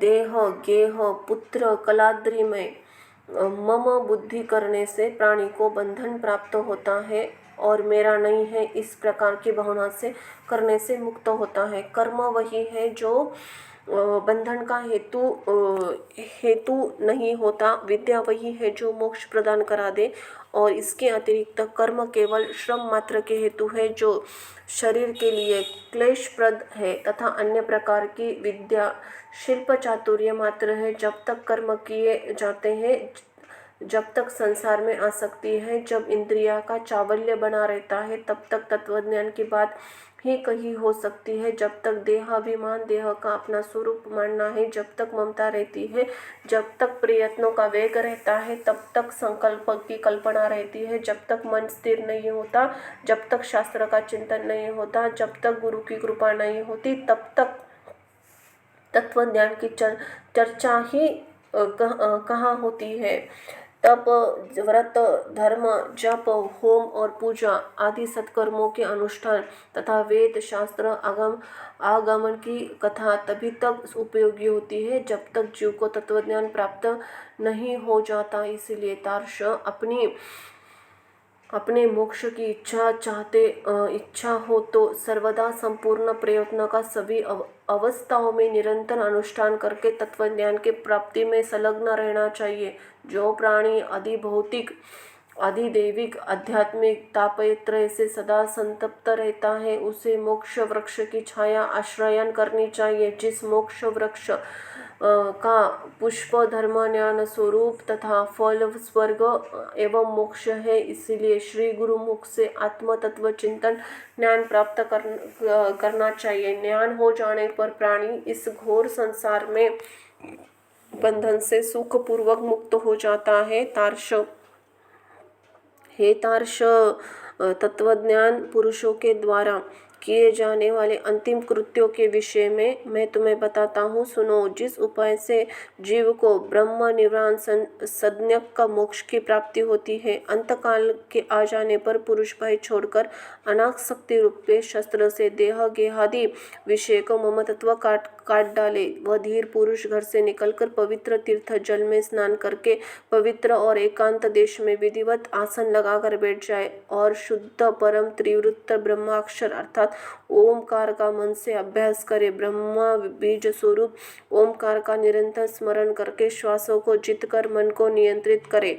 बुद्धि रूपी सारथी की सहायता से मन रूपी लगाम के द्वारा इंद्रियों के विषयों के निग्रहित कर ले और कर्मों के द्वारा अक्षिप्त मन को बुद्धि की सहायता से शुद्ध अर्थ में अर्थात पर ब्रह्म के चिंतन में लगा दे। मैं ब्रह्म हूँ, मैं परधाम हूँ और परम पद रूपी ब्रह्म हूँ, ऐसी समीक्षा करके अपनी आत्मा को निष्कल परमात्मा में लगा दे और ओम एकाक्षर ब्रह्म का उच्चारण करते हुआ तथा मेरा स्मरण करता हुआ जो मनुष्य देह त्याग करता है, वह इस संसार से तर जाता है, परम गति को प्राप्त करता है मान और मोह से रहित तथा आसक्ति से उत्पन्न होने वाले दोषों को जीत लेने वाले, नित्य अध्यात्म चिंतन करने वाले, सभी प्रकार के कामनाओं से निवृत्त प्राप्त कर लेने वाले, सुख दुखादि द्वंद्व से मुक्त ज्ञानी पुरुष उस शाश्वत अविनाशी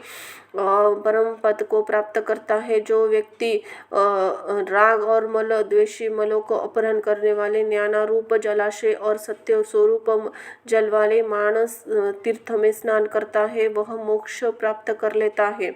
जो प्रौढ़ वैराग्य को धारण करके अन्य भावों को परित्याग करके केवल मंद विषयक भावनाओं द्वारा मेरा भजन करता है, ऐसा पूर्ण दृष्टि रखने वाला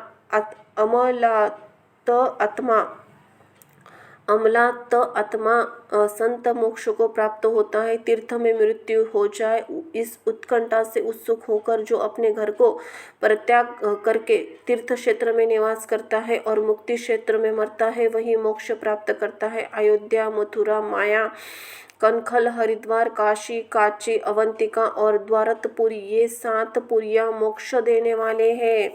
हे तार्क्ष, मैंने सनातन मोक्ष धर्मों के तुम्हें बतला दिया है। अब ज्ञान और वैराग्य के सुनकर पुरुष मोक्ष प्राप्त कर लेता है। तत्वज्ञ पुरुष मोक्ष प्राप्त कर लेते हैं और सकाम धर्मानुष्ठ करने वाला धार्मिक पुरुष स्वर्ग को प्राप्त करता है। पापियों की दुर्गति होती है और पशु पक्षी पुनः पुनः जन्म मरण रूपी संसार में भ्रमण करते हैं। इसी प्रकार सभी शास्त्रों का सारोद्धार मैंने 16 अयोध्या में कह दिया है। अब और क्या सुनना चाहते हो? सूत उवाच, हे राजन, गरुड़ जी ने भगवान के मुख से ऐसा वचन सुनकर उन्हें बार बार प्रणाम करके अंजनी बांधकर इस प्रकार कहा। गरुड़ जी ने कहा, हे देवादिदेव भगवान, हे नाथ, हे प्रभु, आपने अमृतमय वचनों का सुनाकर आपने मुझे भवतार से तार दिया। अब मेरा संदेह समाप्त हो गया, मैं कृतार्थ हो गया, इसमें संशय नहीं है। ऐसा कहकर गरुड़ जी ने मौन होकर भगवदा पारायण हो गए। संस्मरण करने से जो दुर्गति का हरण कर लेते हैं, पूजन और यत्न के द्वारा जो सद्गति प्रदान करते हैं और अपनी परम भक्ति द्वारा जो मुक्ति प्रदान करते हैं, वे हरि मेरी रक्षा करे। इसी प्रकार गरुड़ पुराण अंतर्गत स्वरद्वार में भगवान विष्णु और गरुड़ के संवाद में मोक्ष धर्म निरूपण नामन 16वां अध्याय संपन्न हुआ। बोलो सांब सदा शिव पार्वती पते हर हर महादेवाय नमो नमः। बोलो जय हो श्री हरि नारायणाय नमो नमः, वासुदेवाय नमो नमः, ओम गोपाल गोविंदाय नमो नमः। गरुड़ पुराण श्रवण का फल। हे तार्क्ष, श्री भगवान उवाच, जय हो श्री हरि की, जय हो श्री हरि नारायणाय नमो नमः, वासुदेवाय नमो नमः, गोपाल गोविंदाय नमो नमः। श्री भगवान उवाच, हे तार्क्ष, इस प्रकार मैंने अर्व देवी कृत्यों के विषय में सब कुछ कह दिया। मरणोत्सोच में 10 दिन के अंदर इसे सुनकर व्यक्ति सभी पापों से मुक्त हो जाता है। यह परलोक संबंधी कर्म पितरों को मुक्ति प्रदान करने वाला है और परलोक में तथा इस लोक में भी पुत्रों को वांछित फल देकर सुख प्रदान करने वाला है। जो भी नास्तिक अधम व्यक्ति प्रेत का या औधिक कर्म नहीं करते, उनका जल सुराग के समान अपेय है, इसमें संशय नहीं है। देवता और पितृगण उसके घर की ओर नहीं देखते, अर्थात दोनों की कृपा दृष्टि उन पर नहीं होती और पितरों के कोप से पुत्र पौत्रादि की भी दुर्गति होती है। प्रेत क्रिया के बिना ब्राह्मण, क्षत्रिय, वैश्य, शूद्र इतर जनों को भी चांडाल के समान जानना चाहिए। जो इस पुण्यप्रद प्रेतकल्प को सुनता या सुनाता है, वे दोनों ही पाप से मुक्त होकर दुर्गति को प्राप्त नहीं होते। माता पिता के मरने में जो पुत्र गरुड़ पुराण सुनता है, उसके माता पिता की मुक्ति होती है, पुत्रों को भी संत की प्राप्ति होती है। जिस पुत्र ने माता पिता की मृत्यु होने के अंतर गरुड़ पुराण का श्रवण नहीं किया, गया श्राद्ध नहीं किया, वृश्चिक सर्ग नहीं किया, मासिक श्राद्ध या वार्षिक श्राद्ध नहीं किया, वह कैसे पुत्र हो सकता है और ऋण त्रय से उसे कैसे मुक्ति मिल सकती है, वह पुत्र माता पिता को तारने में कैसे समर्थ हो सकता है। इसीलिए सभी प्रकार के प्रयत्नों को करके धर्म अर्थ काम और मोक्ष रूप पुरुषार्थ चतुर्थ श्रेयों को देने वाले तथा सर्व विविध दुख का नाश करने वाले गरुड़ पुराण को अवश्य सुनना चाहिए। यह पुराण पुण्यप्रद तथा पवित्र पापनाशक, सुनने वाले के कामनाओं को पूर्ण करने वाला, अंत ही सदा ही सुनना चाहिए। इस पुराण को सुनकर ब्राह्मण विद्या प्राप्त करता है, क्षत्रिय पृथ्वी प्राप्त होता है, वैश्य धनाढ्य होता है और शूद्र पातकों से शुद्ध होता है। इस पुराण को सुनकर सुनने वाला आचार्यों को पूर्वोक्त शयनादि संपूर्ण दान देने चाहिए, अन्यथा इसका श्रवण फलदायक नहीं होता। पहले पुराण की पूजा करनी चाहिए, तदनंतर वस्त्र अलंकार गोदान और दक्षिणा आदि देकर आदरपूर्वक वाचक की पूजा करनी चाहिए। प्रचुर पुण्य फल की प्राप्ति के लिए प्रबुद्ध अन्न स्वर्ण और भूमि दान के द्वारा श्रद्धा भक्ति पूर्वक वाचक की पूजा करनी चाहिए। वाचक की पूजा में मेरी पूजा हो जाती है, इसमें संशय नहीं है। वाचक के संतुष्ट होने पर मैं भी संतुष्ट हो जाता हूँ, इसमें संशय नहीं है। इसी प्रकार गरुड़ पुराण श्रवण का फल समाप्त हुआ। इसी प्रकार गरुड़ सारो उद्धार संपूर्ण हुआ। जय हो प्रभु की, जय हो पितृदेवता की, जय हो श्री हरि की। शिव शिव शिव शिव शंभो। धन्यवाद।